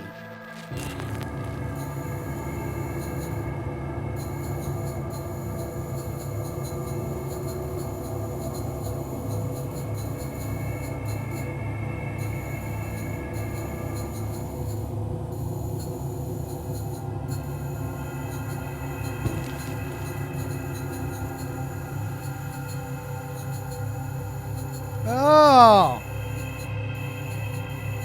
Wait, this is just another bunk.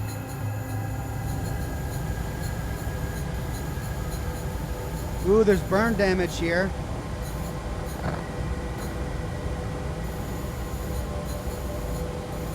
Oh, but this is EAS 4. So, okay, now we know that we need to go directly behind ourselves. Since this is EAS 4, that means EAS 2 is right across that way. So it was open. I was just looking in the wrong direction. There it is. EAS 2.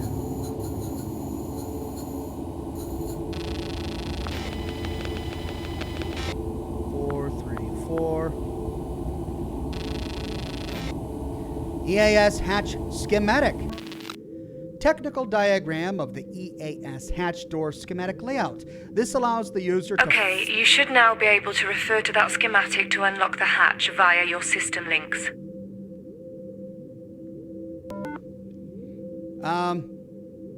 Use schematic in camera mode.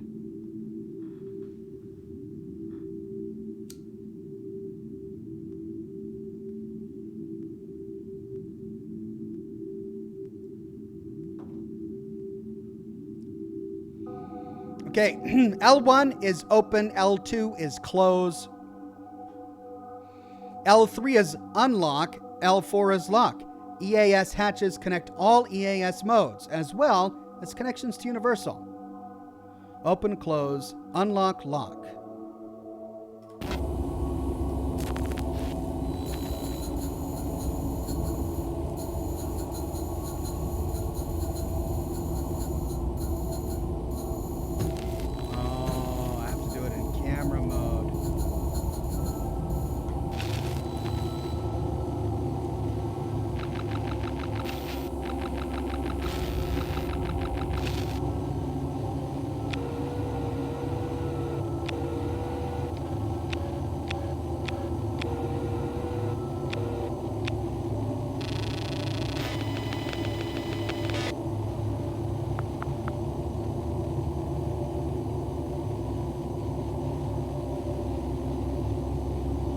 All right, schematic. Oh, it's a mini game. No. Hold left click to start the connection. WASD to draw a connection. Hold right click to view schematic. Oh my gosh. L1. All right, so I need to unlock it first with L3. So L3. I hope it's not timed.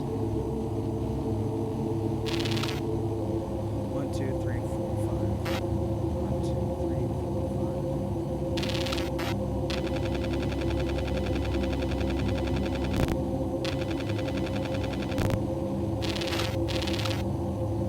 Okay. 1, 2, 3. 1, 2, 3. 1, 2, 1, 2.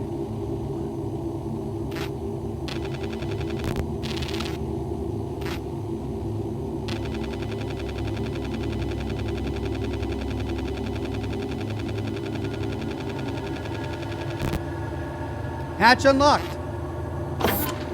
Oh. Okay, switch to local sphere. I think that's gonna drive me crazy. If I'm perfectly honest, that's gonna drive me crazy. All right, we did it. EAS 1.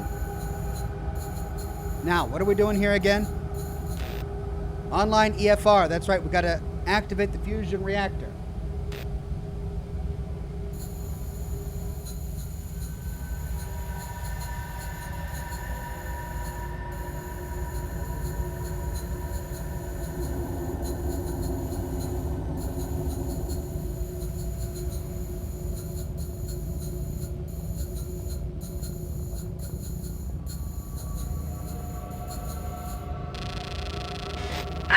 idea how that thing works. It was something Josh was working on.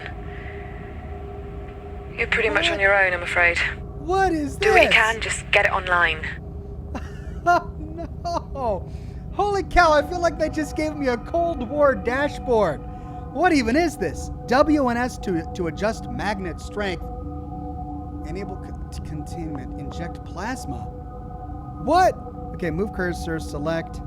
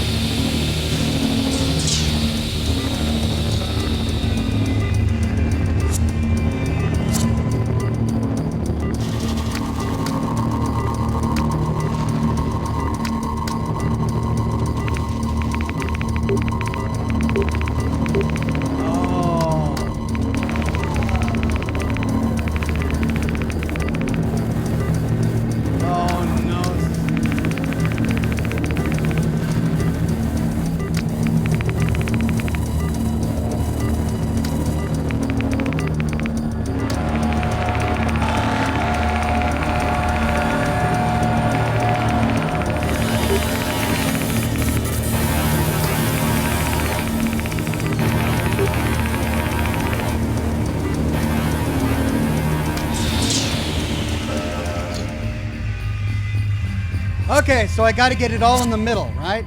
Enable containment.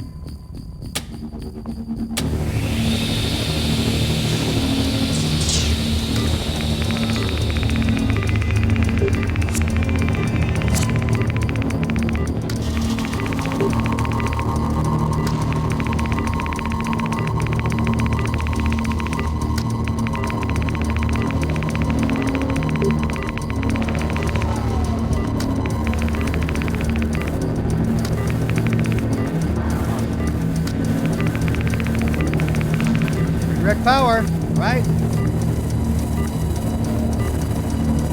Right? Now what?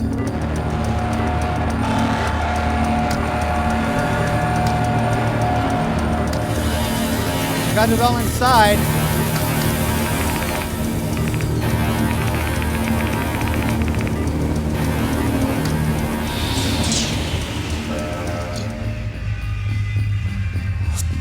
Okay. Is the goal not to get it in the middle circle? Figure it out on your own, they said. You need to get it within the yellow circle, I believe, says James. Oh, the yellow ring, not the center. Okay.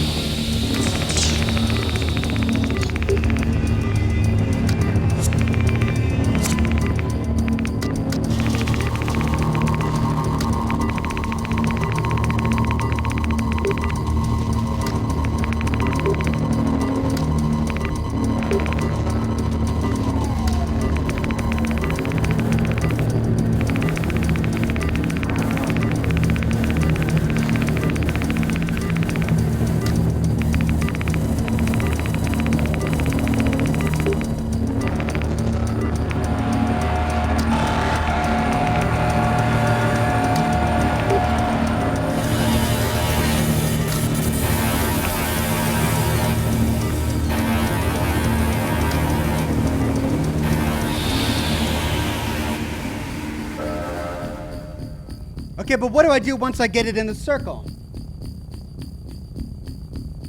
You have to redirect power. Yeah, but I couldn't click on anything. Cloudbig says, couldn't they just make a computer to take care of this stuff? Oh, wait. Yeah.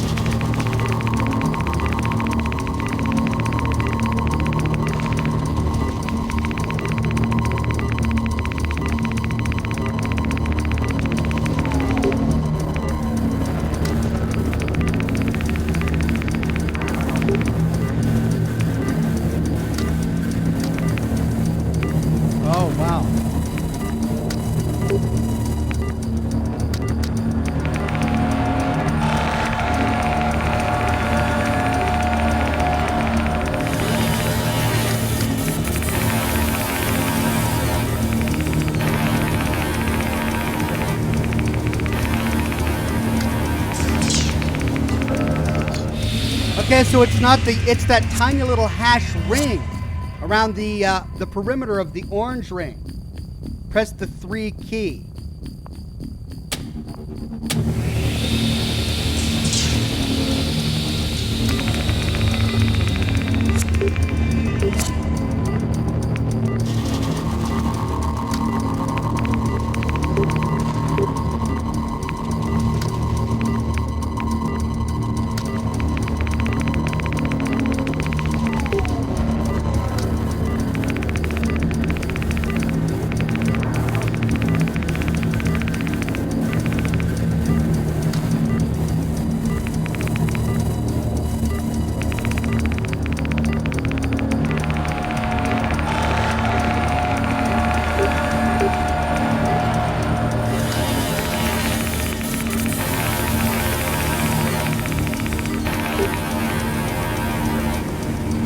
Good job. Thanks, Sam. The power's coming back on now. Oh god, that was awful. I'm running low on oxygen, so let's get a move on.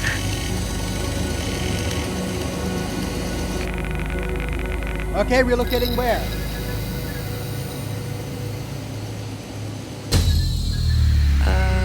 Sam? Sam, is that you making that noise? Uh-oh. Sam, respond! Put off the noise! Sam, it's happening again! What are you doing? No! Sam, make it stop!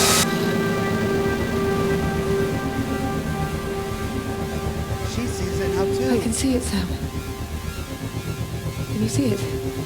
Yeah. It's...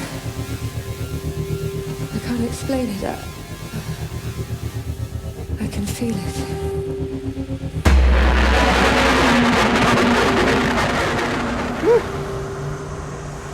Proceed.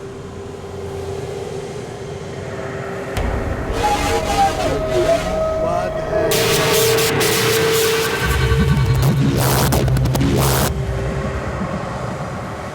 What? 4.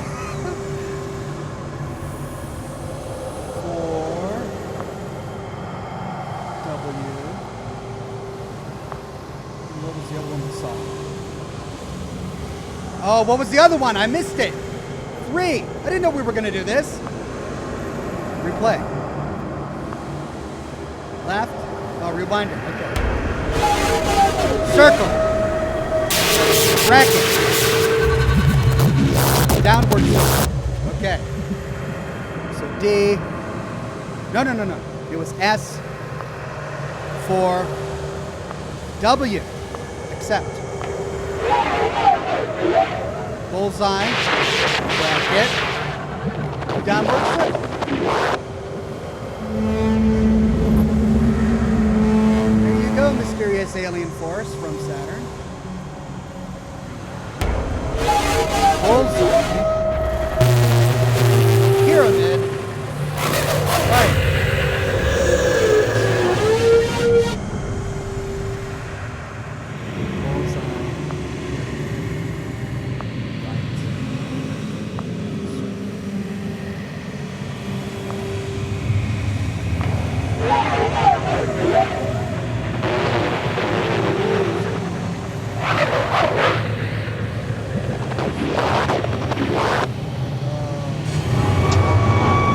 Did I get it wrong? Did I get it wrong? I got it right. Bullseye. Pyramid. Right. Oh, big circle. Okay, alright. Bullseye. Pyramid. Right. Big circle. Big circle. Sorry, hexagon.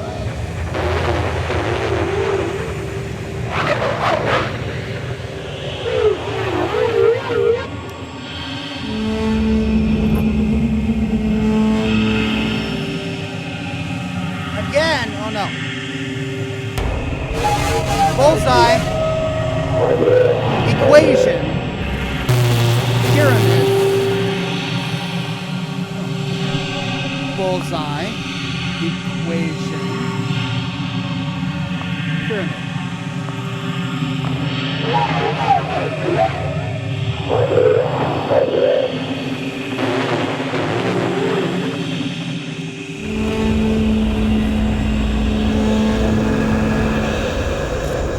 You're getting closer, literally. We should go. Sam! The station is moving. Where are we going? Sam, Scott! Sam?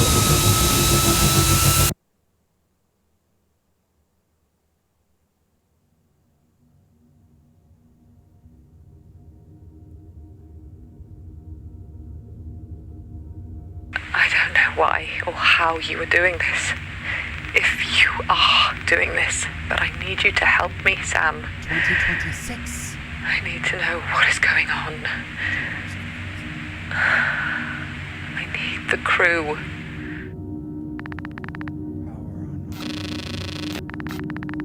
Well, the power is back, but the hatch to Universal is still offline. I need you to find out what the problem is. Sam, give me a systems diagnostic. Systems diagnostic. Safe, online, true, connected. System links in Module EAS-1 are connected. Must be something else then. Okay, back. She doesn't want to know what's working, she wants to know what isn't working. Let's try module UN01. Hull contact's false, but we need system. That's also connected. So it must be in EAS-03. No, that's also connected. Hull contact's false, power online, pressure safe. All of the systems are online. Safe, online, true, connected. Safe, online, false, connected. Safe, online, false, connected. System links in Module EAS-3 are connected. Nothing out of the ordinary there. Module EAS-3 hull contact points are unresponsive. Well, they maybe took some stress during the spin. Okay, so the power is fine, but the hull connection points are misaligned. That we can fix. I can't get them open from here, but you should be able to reclamp the contact points from outside. Looks like you're going on your first spacewalk, Sam. Before you go outside, though, we need to update your sphere firmware to allow for exterior use. To upgrade, you'll have to scan the barcodes in EAS-11. Once you're fully updated, we'll get you outside. I'm granting you EVA permission now. The internal airlock hatch is now open.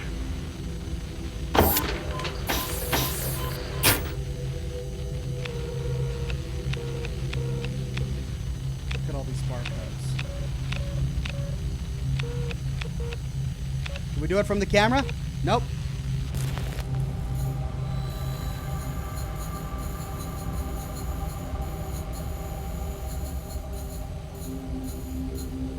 Are those not the right barcodes?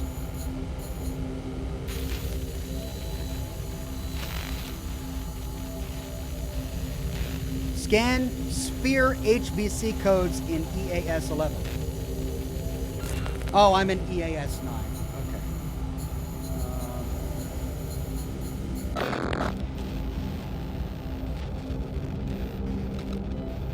So one room over.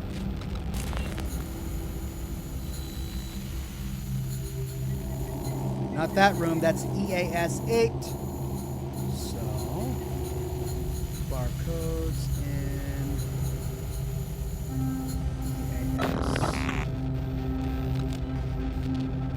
EAS-11. Right over there. Right,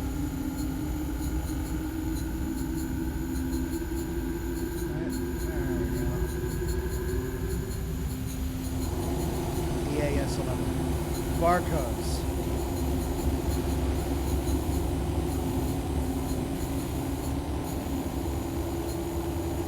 Sphere upgrade. Sphere upgrade procedure. To allow for maximum mobility and protection from the vacuum of space, there are a minimum of 3 sphere upgrades for additional abilities helpful in carrying out the relevant work. Prior to extra vehicular activity, scanning the appropriate upgrades with the sphere in EAS 11 will allow new firmware to be applied, enabling these features. Using a terminal or placing a request on SAM, users may combine the script compiler with all feature scripts to apply. Once applied, these features remain permanent and require a full reboot to remove. What am I even doing? All right, light, speed, signal. Scan, scan, scan. What?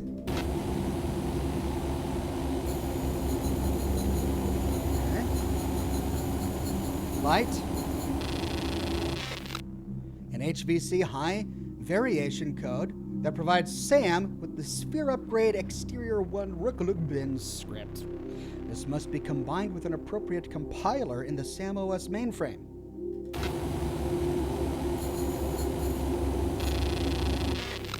The HVC that provides SAM with the Sphere Upgrade Exterior 2 root bin script.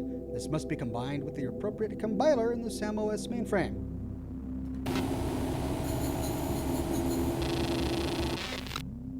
It's the same words. Okay. Data combination now available. Combine files in the memory core. Okay, memory core. What? What is this? Okay. Memory core audio, media, fragment constructed. Move cursor, zoom in.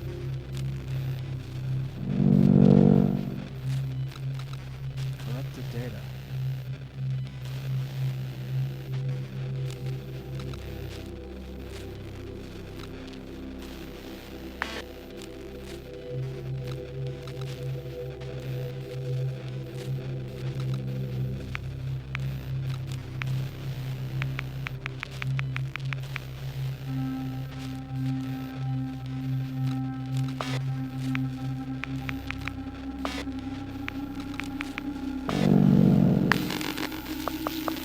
Great, that's you all set up.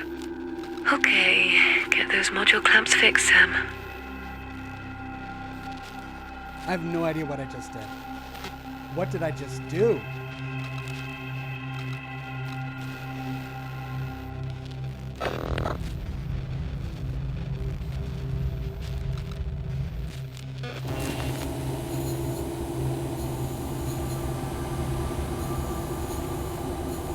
So I got a speed boost. Spacewalk to press the airlock. Okay.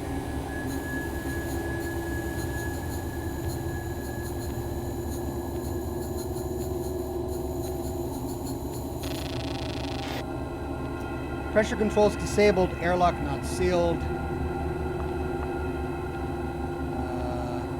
Internal hatch closed.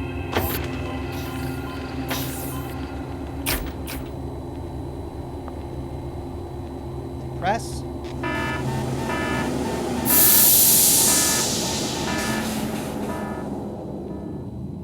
External hatch open.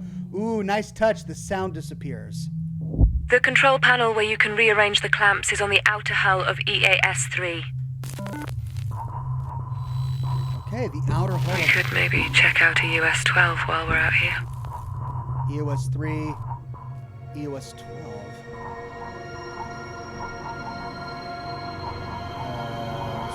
Sweet. Alright, so 3 and 12. Map data mission. I don't have a map of this area. So I just got to look at the outside. Okay. So 3 and 12. Well, this is 2. Straight down, Sam. The controls are at the bottom of the EAS arm.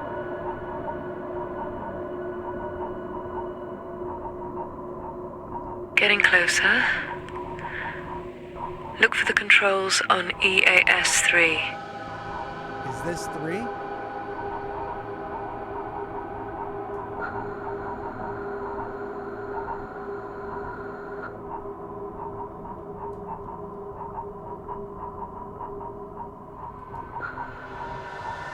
Well, I wish these were labeled.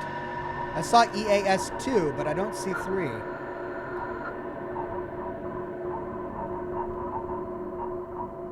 Oh, no. Getting all turned around. 1.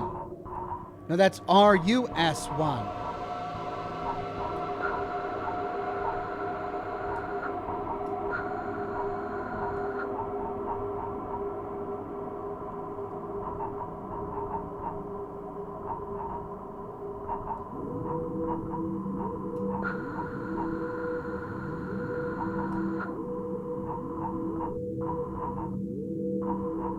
None of these are labeled.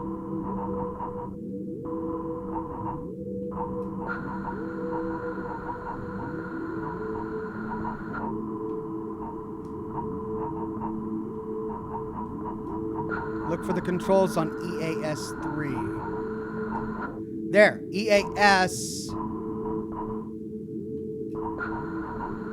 Which one's 3? Name of the game is observation. That's literally what I gotta do. Well, there's EAS 11 here. This must be EAS 12. That's 10.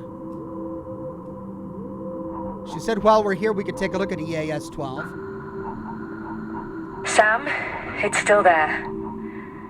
We can check it out. Okay. Well, that's what we'll do. Hello.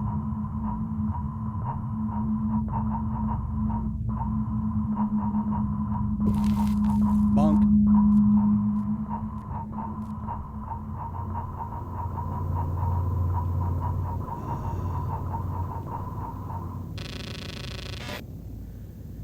A JREF in my suit heading out available. Emma, I'm in my suit. I don't know what is happening.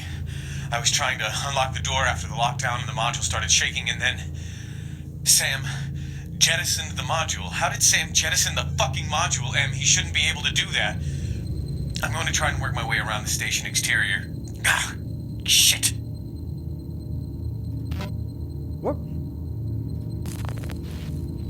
So that was me. I jettisoned the module. So did I kill him?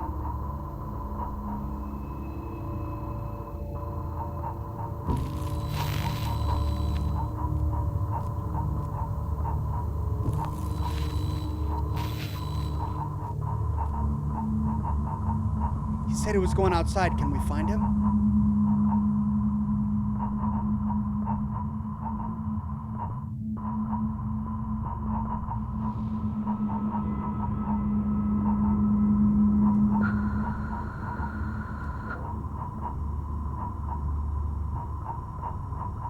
Oh, free, floating free in space. Is he out here?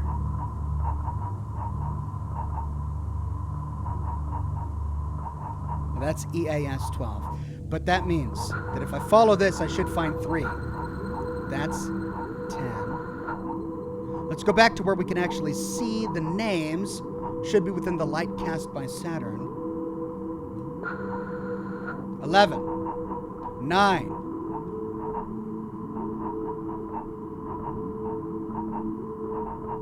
8. There's 2.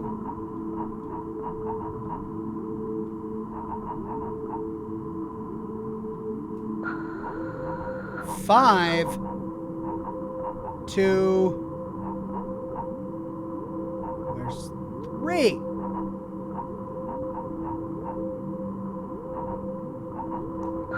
There's the control panel. I bet you this is 3. That's it!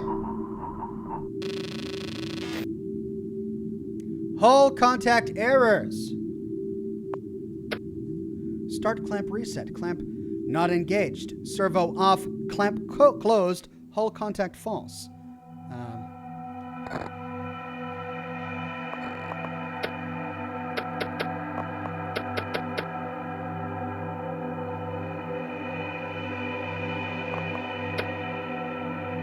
Clamp closed, hull contact true, servo off.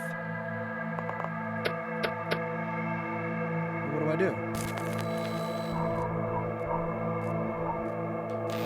Re-engage EAS hatch clamps.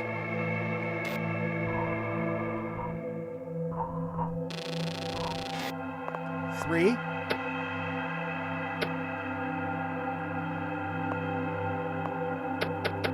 Servo off.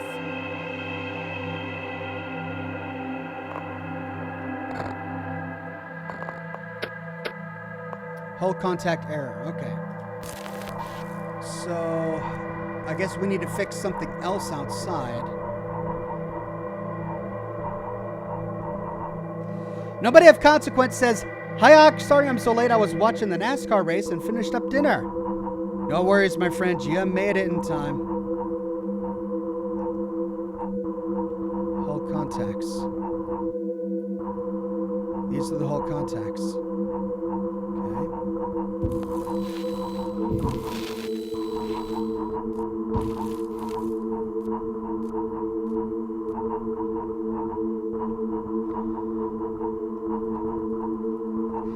Bodhi says, Ox, have you seen the news? Minneapolis is burning. I'm sorry, I haven't been paying attention to the news at all. Re-engage the hull contacts. Well, these are the hull contacts for EHS 3. I believe I'm still on 3.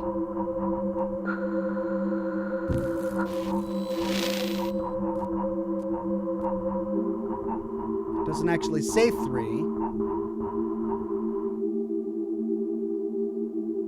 Spin the ring. The red lines between the red numbers? Oh. You mean back on the terminal?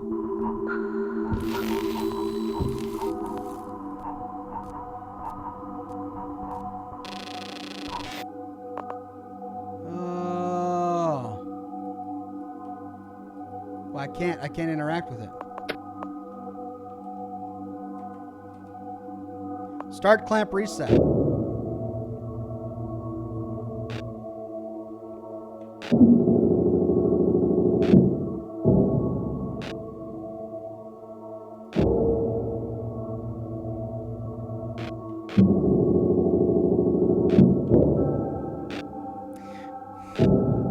Okay.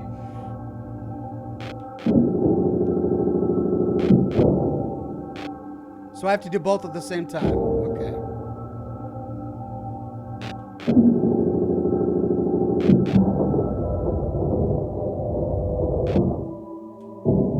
Ah.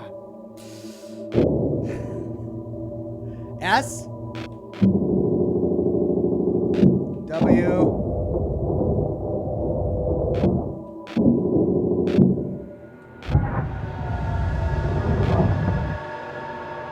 Engaged. Okay. I see now. I get it. I get it.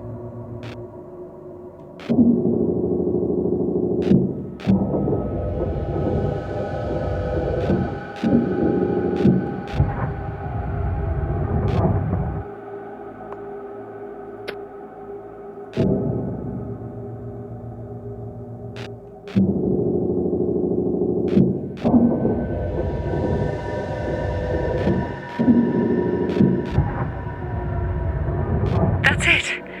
The hull connection points are reading true. I think that's working.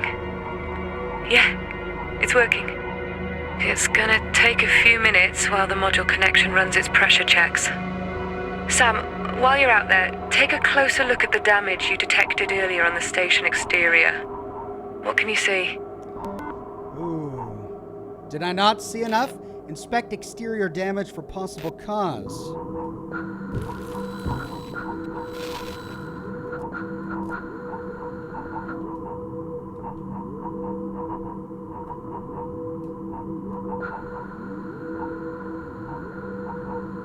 Well, something clearly hit our solar arrays here.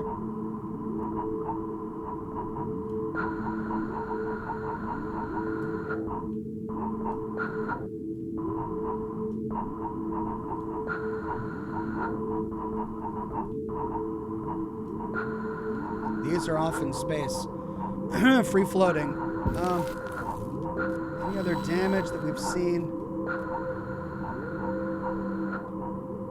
So we missed something up here. Apparently, we got the terminal.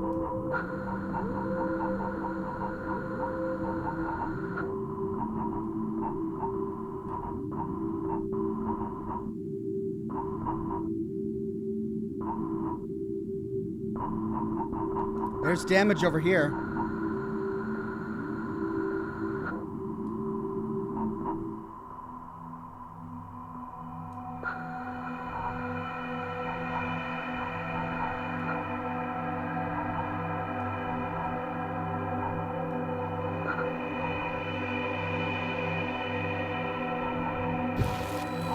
Can I not go in there?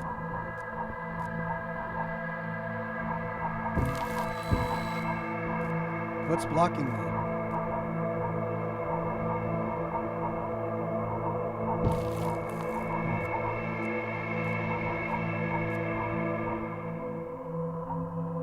Whoa.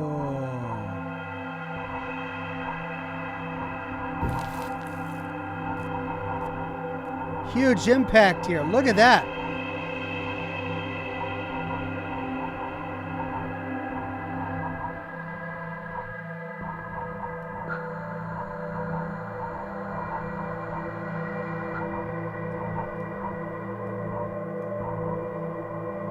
Is this the damage from the fire?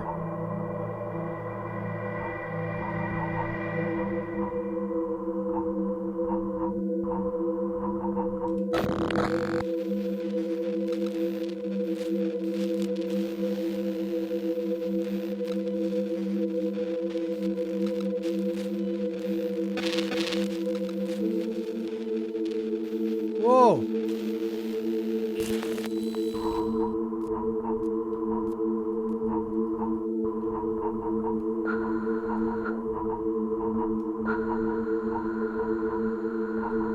Okay, well, I don't know what I'm supposed to be seeing here. I've found damage. Inspect exterior damage for possible cause.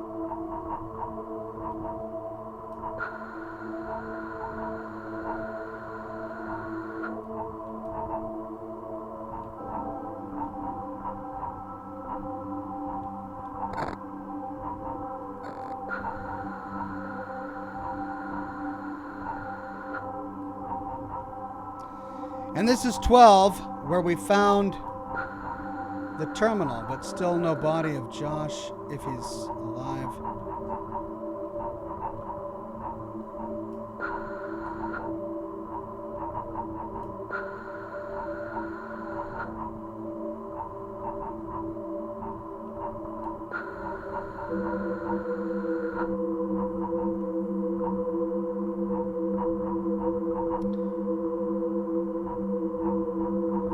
Solar panels were ripped off, not just hit. Look at them. Yeah, I mean, they clearly look shattered. We're seeing a lot of damage, but we don't really have an ability to interact with any of it.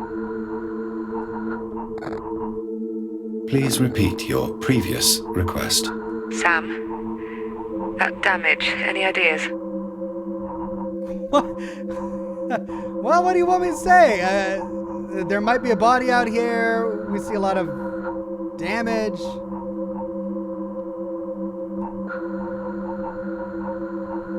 I'm about to look up a guide because this is ridiculous. I keep flying back to the same broken portions.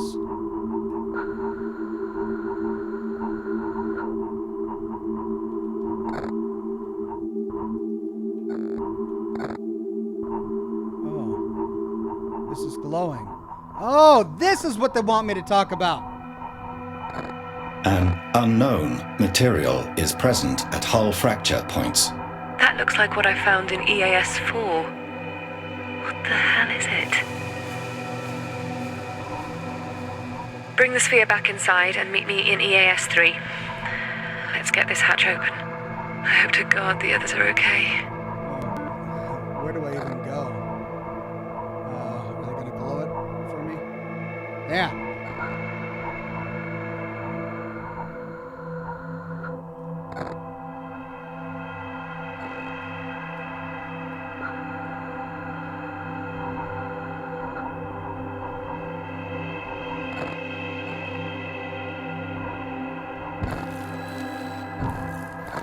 Oh, I see. That's also damage I could have found. Okay, how do I get back in? I'm so turned around now. I remember one of the first things we saw was the number 2.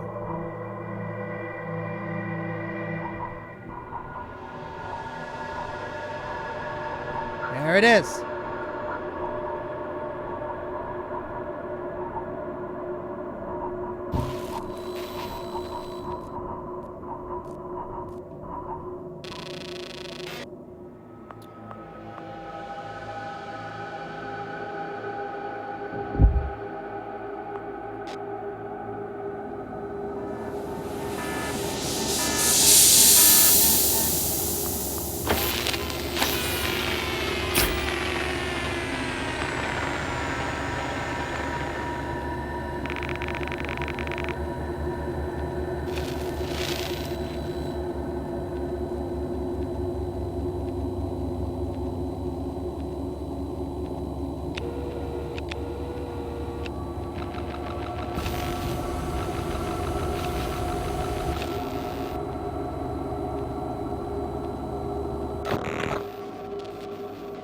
So what now?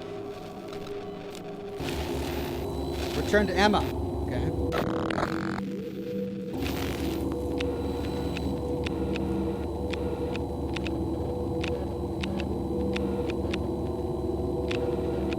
Okay, but it made me a camera again.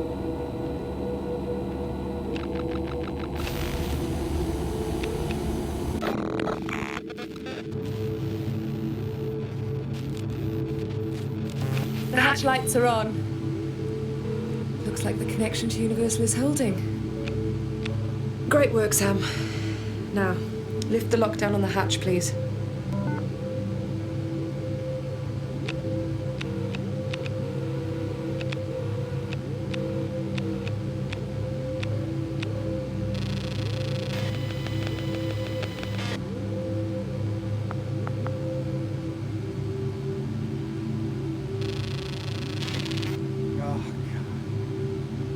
Lift the lockdown on the hatch. Okay.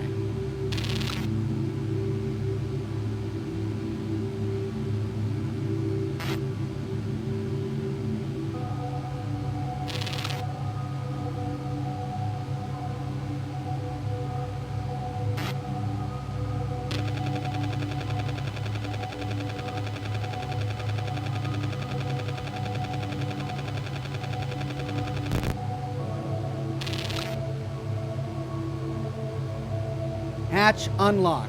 Lift lockdown. That's L3. 1, 2, 3, 4, 5. 1, 2, 3, 4, 5. 1, 2, 3, 1. Yeah, okay. Not sure what I did wrong. Here we go. Okay, that's it open. Here we go. Here, let me.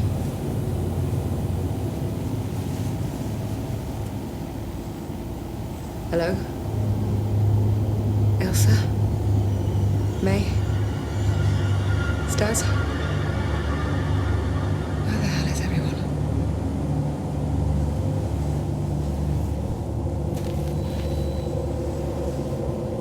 Jim?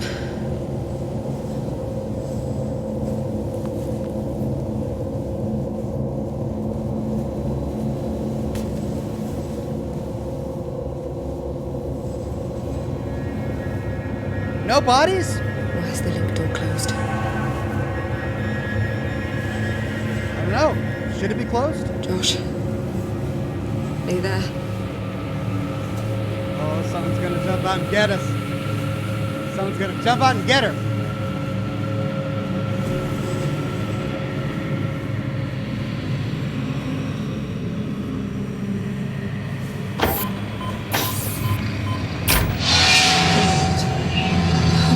No. Show us. Who is that? Show us. Turn the camera. Show me. I'm Sam. I need to know. Oh. Oh my god.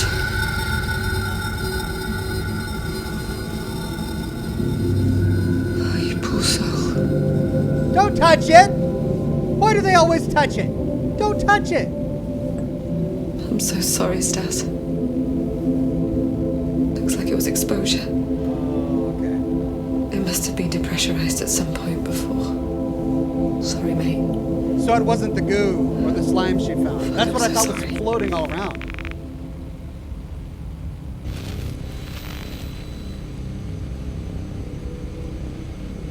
That's your universal camera systems back online now. Oh, So keep an eye out for anything while you work. This is so complicated. Yes. Hello? Is someone there? May, it's Emma.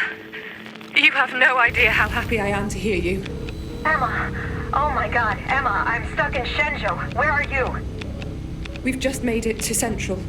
Who is we? Me and Sam. I don't know where anyone else is yet except Stas. He's dead, May. Oh god, how? It looks like Central depressurized. It's okay now, though. He's in his suit, but I don't think he had O2. What about Jim? Josh? Ailsa? Nothing yet. We had like a full power outage. Sam has lost most of his functions, and we're slowly getting him back up to speed. Okay, I'd like to help, but I'm stuck in the Chinese arm. There's something wrong in UN-3. It's all locked down. I'll get Sam to look into it right now. Sam, check the station alerts. Make that the priority if you can. UN3 station alerts online. Okay. Fix the high priority station alerts.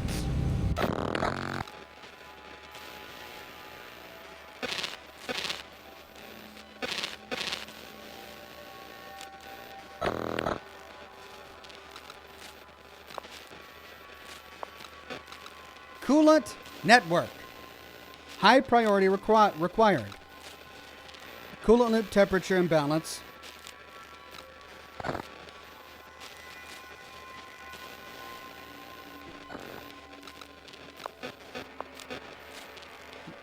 Crew tracker sensors.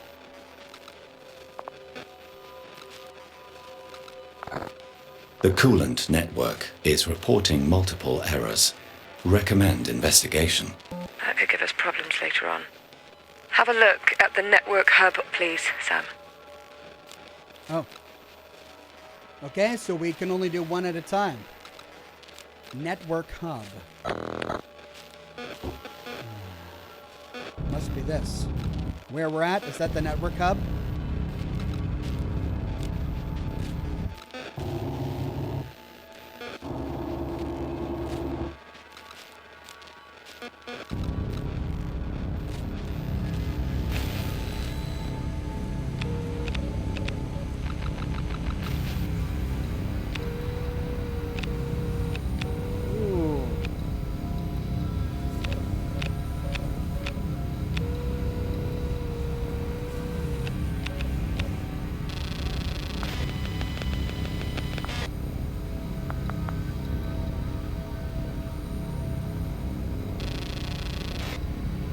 No biometric data detected.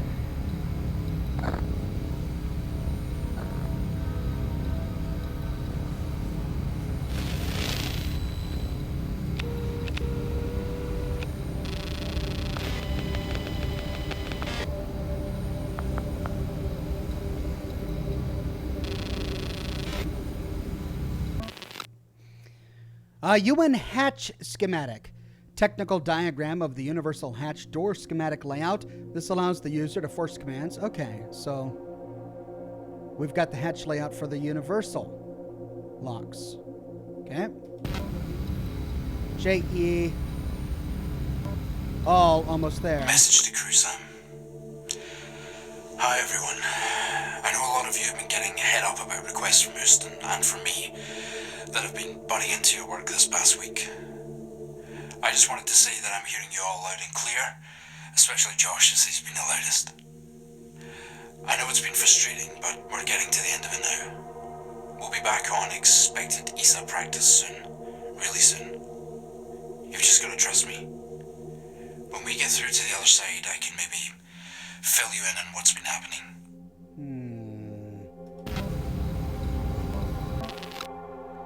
Decryption protocol, confidential.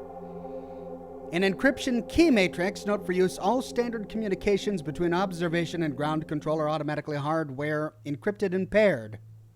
In the event of a breakdown in hardware, or to contact local vessel, such as approaching shuttle, whose encryption hardware has failed, use this key to reconfigure. Each vessel carries this same key, and as such, station to craft or Houston communications should still be possible by decrypting with this key, even with hardware failures. Great.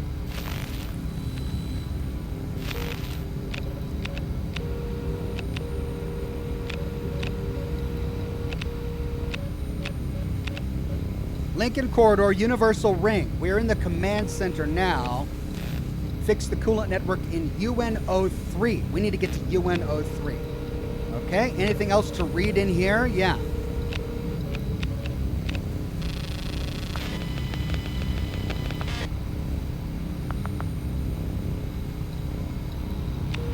Currently unavailable.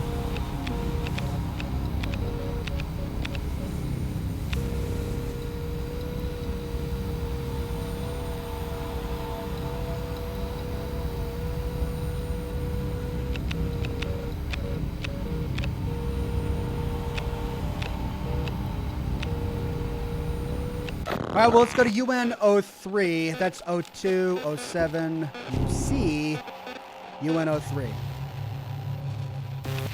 I can hear you in there, Sam. The door is locked down, and I think there is an override active. Something atmospheric?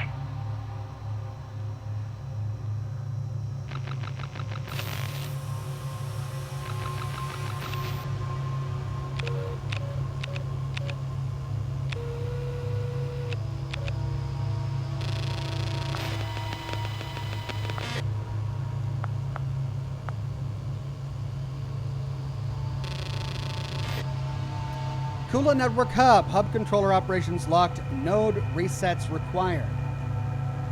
Reset procedure required. Each node must be readied via schematic.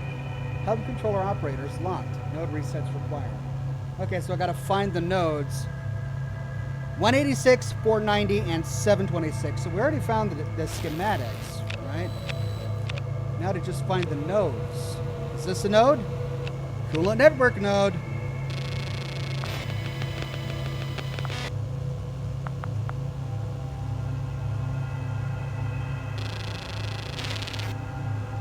I don't have the right schematic.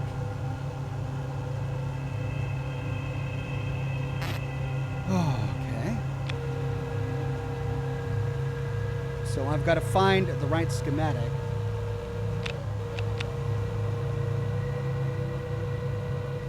Presumably by searching with the robot, I guess.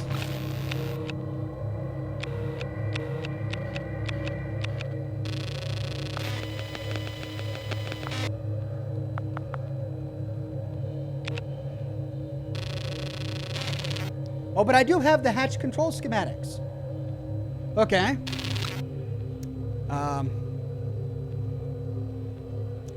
Unlock L3. Oh, 1, 2, 3, 4. Okay, so 4, 3, 1, 3. No.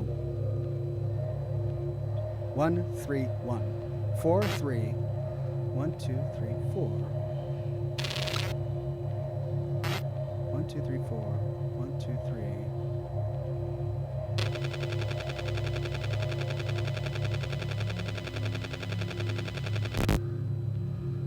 Hatch hatches offline. Error hatches offline. Okay. So I can't unlock it because it's offline. So I've got to put power back to it. Ah.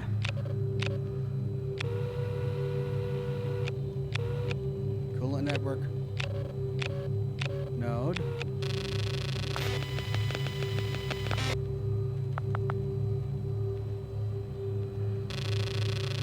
I don't have that.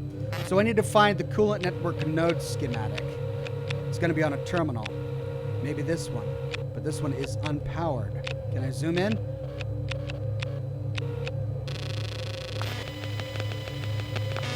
(113) system linked, offline.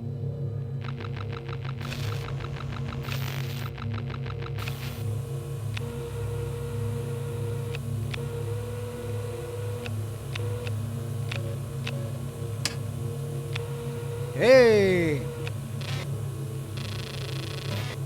Sweet! Hey, there's the coolant network schematic. All right. Hey, Sam. Message for Emma.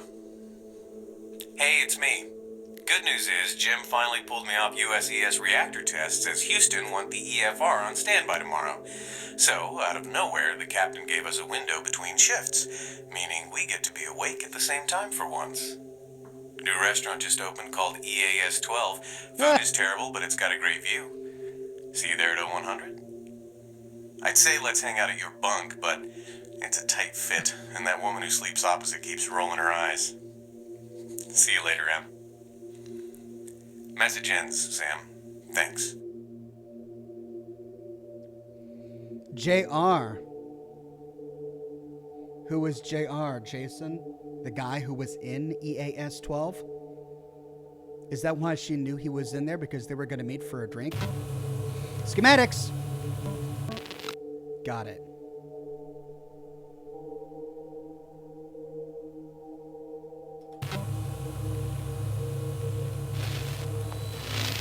Okay, well, now we can reset the coolants. Unless these need power. Are these unpowered as well? 132. Schematic. I just got the coolant schematics. Coolant network node. Is that not the right schematic?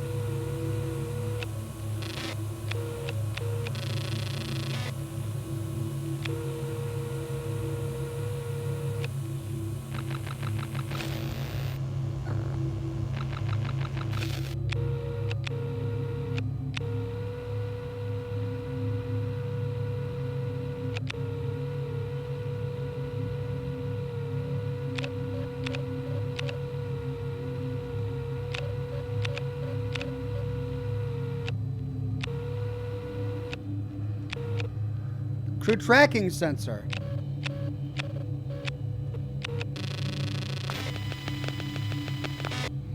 Two, 4, 1.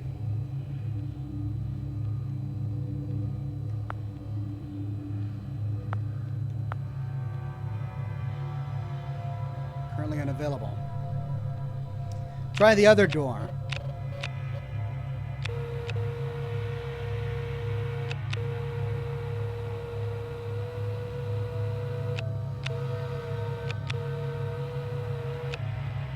Coolant network node. I thought I just got the coolant network schematics.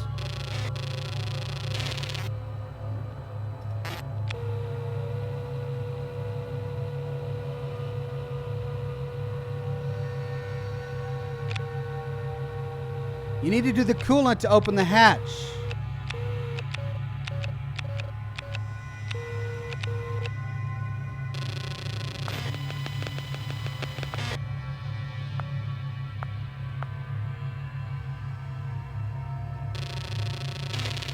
Hatch control schematic, okay.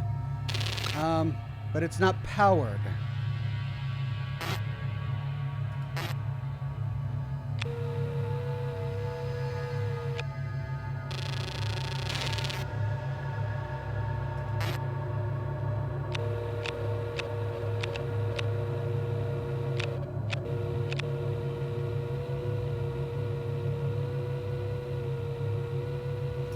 Maybe more than one schematic. You're probably right. So life support, guidance and navigation, link conduit.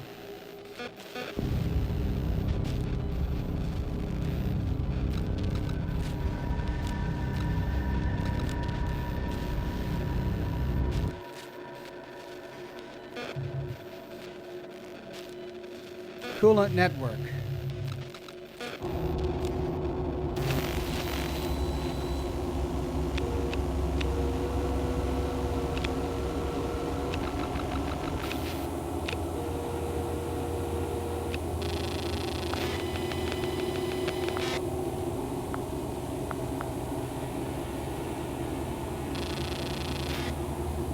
Get your pin.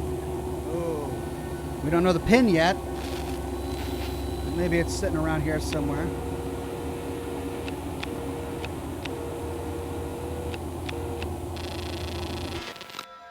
Landmark research on observation. Dr. Ailsa Yang heads up an internationally funded global warming research program for the Chinese Climate Initiative, whilst on board the state-of-the-art low-orbit space station Laos. Yang, 27, is the first to take the newly formed CCI's work to the stars. Yesterday's announcement was the first to detail Chinese crew that will join the crew of the observation mission aboard the station, which had connected Shenzhou 12 3 weeks ago to the Universal Docking Ring. The initiative, paid for by all contributors to the mission itself, but operated by the CASA, Chinese Astronautics Space Agency, is a hot topic in the science and political community. As the global temperature increase looks to pass the critical 2 degrees Celsius limit many years ahead of past predictions, the world races towards missing its reduction targets. Dr. Yang's research on artificial weather manipulation and terraforming concepts led to her selection for the program. You get this constantly changing image of Earth spinning below. It's a view like no other, and being able to conduct research from that vantage point is an incredible opportunity. Combined with the station's functionality and the mass computing power of SAM, I believe this is one of the best chances we have at pinpointing the fastest and most efficient methods of halting climate change worldwide, Yang said. I believe we can make real change. Flying high bioscientist Ailsa Yang, 27, has completed her landmark research, which will shape the way we look at our climate for generations. Right, the Atlas Mountains, North Africa, where researchers are seeing dramatic change in rock formations and positions, and an increased temperature having impact on flora and fauna. All right, so we got some lore background there. No password, though. Of course, would they leave a pin right by their their computer?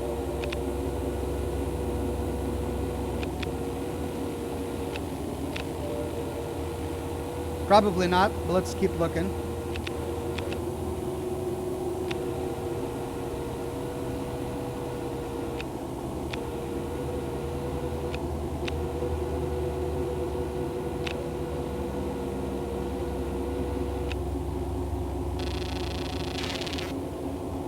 I've got the schematic for this. Is it powered? Nope, still not powered.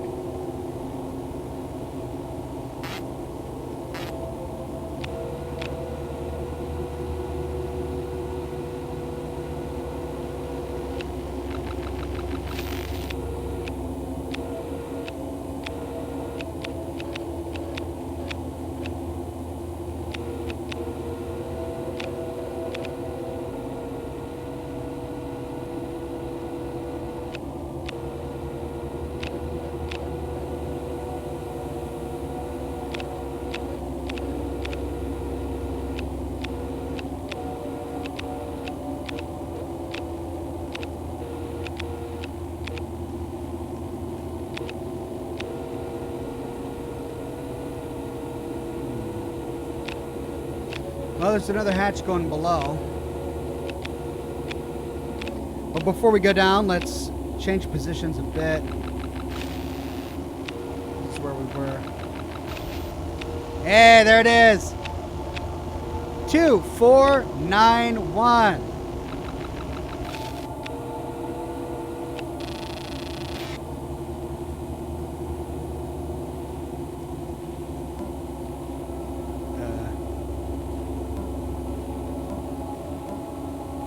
2, 4, 9, 1. A home, bad day. Message for home, Sam. Hey, it's me. Still up here. Still counting down the days till I see you again. It's all been amazing, and everyone's so nice. But this equipment barely needs me to be here. I don't know why they sent me. I could almost be at home with you. Sorry. I'm just having a crappy day. I will try to swap shifts to speak to you in real time tomorrow. Okay, so personal lore about her, but nothing that we need for the coolants. Strangely enough.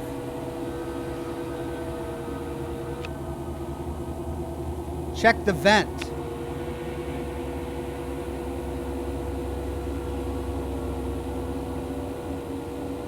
Currently unavailable. Whoa, what was that? Insert party.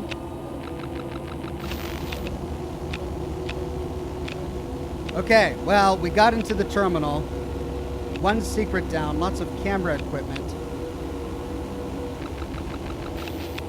Tell you what, let's use the schematic to unlock this while we're here, even if it's not powered. Unlock. Okay, so it was 1, 2, 3, 4, 1, 2, 3. So 4, 3, 1, 3, 1. 1, 2, 3, 4. 1, 2,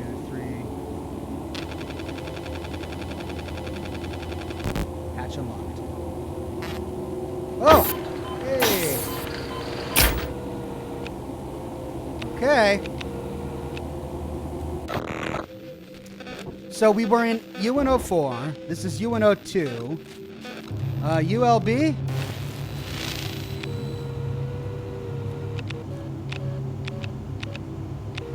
Caution explosive bolts. Okay. We'll add system link. 2, 3, 3. System linked, but we can't do anything just yet. Okay, we got a laptop, but we can't access it. See what else we can see from this vantage point. Not a whole lot. Hello, what's this? It's an unpowered terminal. And power. Yeah, it's not looking good. This.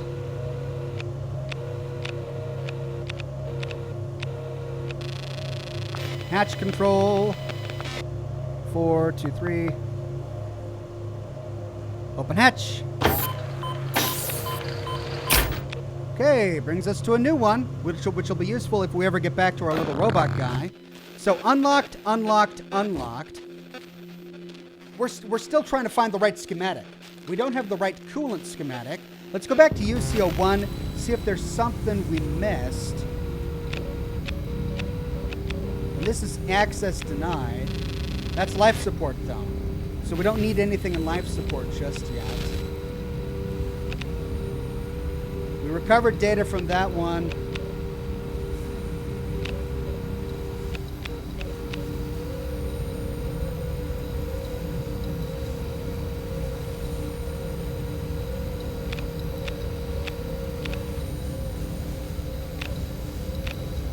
Joust 1.986. 1.986, whatever that means. Can't access any of that. Let's see, what's this? Guidance and navigation, currently unavailable. I think we might have actually gotten everything in here.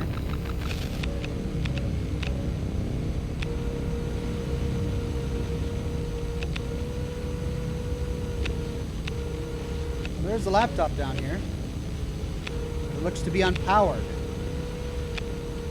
And another sticky note down here. Ooh, more sticky notes.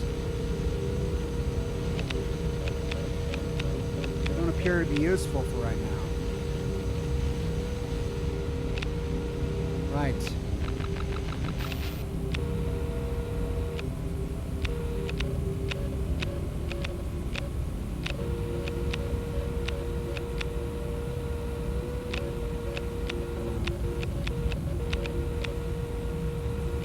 No, I can't interact with any of this.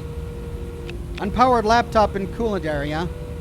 Was that what it was? Was there a laptop that I just had to add power to in the coolant area? If that's it, then let's just go back. Okay, unpowered laptop in coolant area. See if that's it. This one?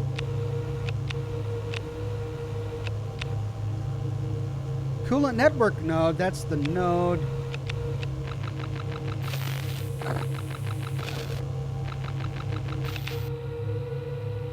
So how do we power this laptop?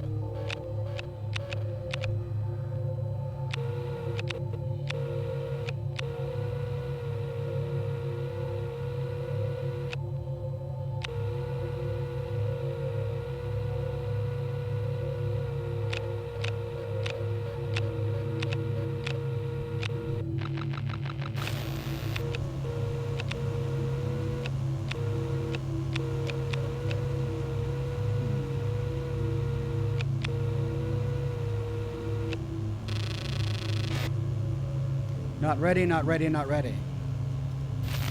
We can't hack into them because we don't have the schematic. So we're still dependent upon this schematic that I thought I got. Main coolant computer.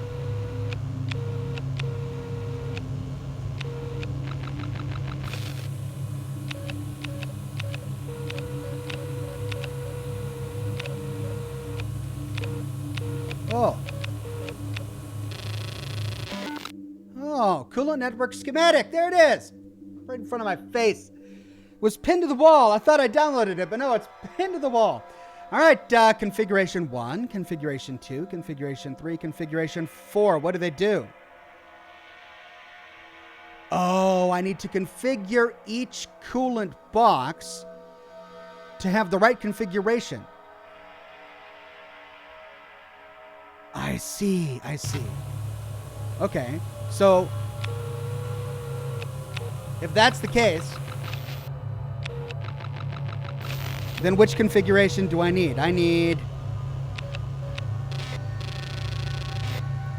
726, 490, and 186. So let's try 726 first. Required schematic not found. I just got another coolant schematic.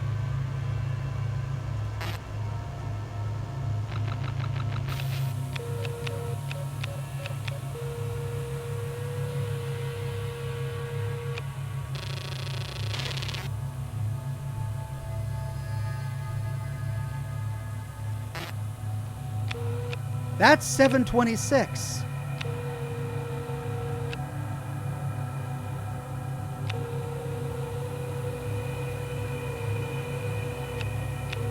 What the heck? Data combination now available. Oh, combined files in the memory core. Gosh. Okay.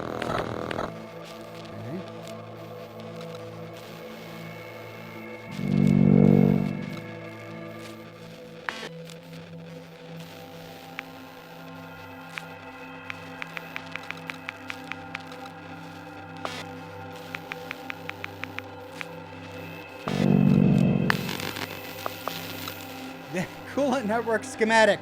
So we only had part of it, and we had to rebuild it.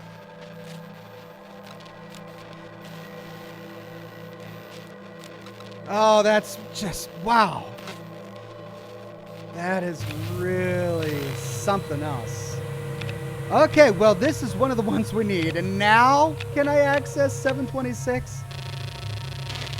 Yes. All right, adapter. 726, configuration 3. So we start... No, that's the end point. We start at L3. Okay, so 1, 2, 3, 4, 5. 1, 2, 3, 4, 5. 5 down, 5 up. Then 1, 2, 1, 2, 1, 2, 2. 1, 2, 3, 4, 5. 1, 2, 3, 4, 5. 1, 2, 1, 2, 1, 2.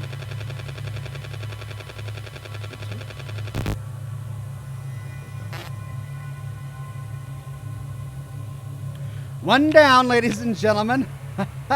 Let's get the next one. This is...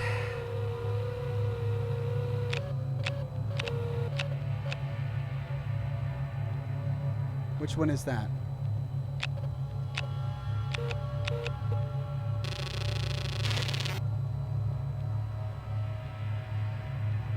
Now, we know the other one said 726. This is 186. Okay. So 186 is adapter configuration number 2. Looks pretty easy. So 1, 2, 3, 4, 1, 4, 1. Down, right, down, left, left. 1, 2, 3, 4, 1. Down, down, right, down, left. I can see the light in here flashing. It's checking the system again. Whatever you're doing, keep going. Now, the other one is unmarked, so we have to do this by process of deduction. We did 726, we did 186, so by process of elimination, the last one, even though it's unmarked, is 490, which means 490. 490 is configuration number 4, and configuration number 4 is a straight line. So 1, 2, 3, 4 from the left at the bottom. 4, 1, 2, 3. Okay, so 4 right, 3 up, then all the way second from the top. 4 right, 3 up, second from the top. 1, 2, 3, 4. 1, 2, 3. Bingo. Okay. Now. All right, ready. Start each node and confirm, then initiate hub controller and confirm.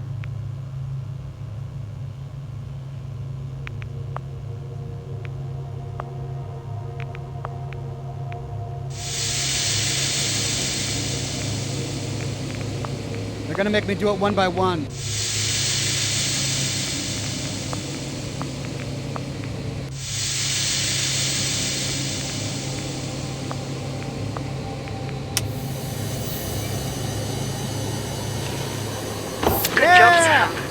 That'll allow us, or anyone else, access to the Universal Modules 3 and 4, as well as the Shenzhou arm.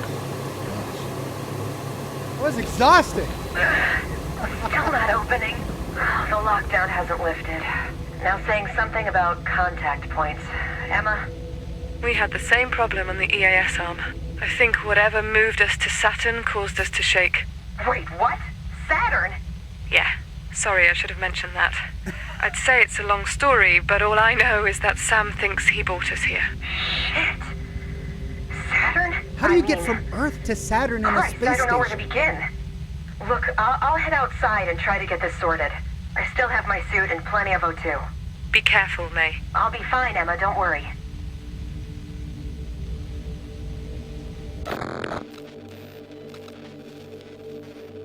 All right, we unlocked the map for the Chinese wing, and it's small. There are only 3 sections. CN1, CN2, CN3. Which was our objective? It was CN3, right? Fix the high priority station alerts. Station alerts. Station alerts. UN 3. EAS 2. Well, then why did it put me high priority required? Inform crew. Okay. The connection between crew tracker functionality and SAM OS has been severed. I need those sensors working. Go get them online and I'll fix up the crew tracker from this end. Okay. That locks us into the next one.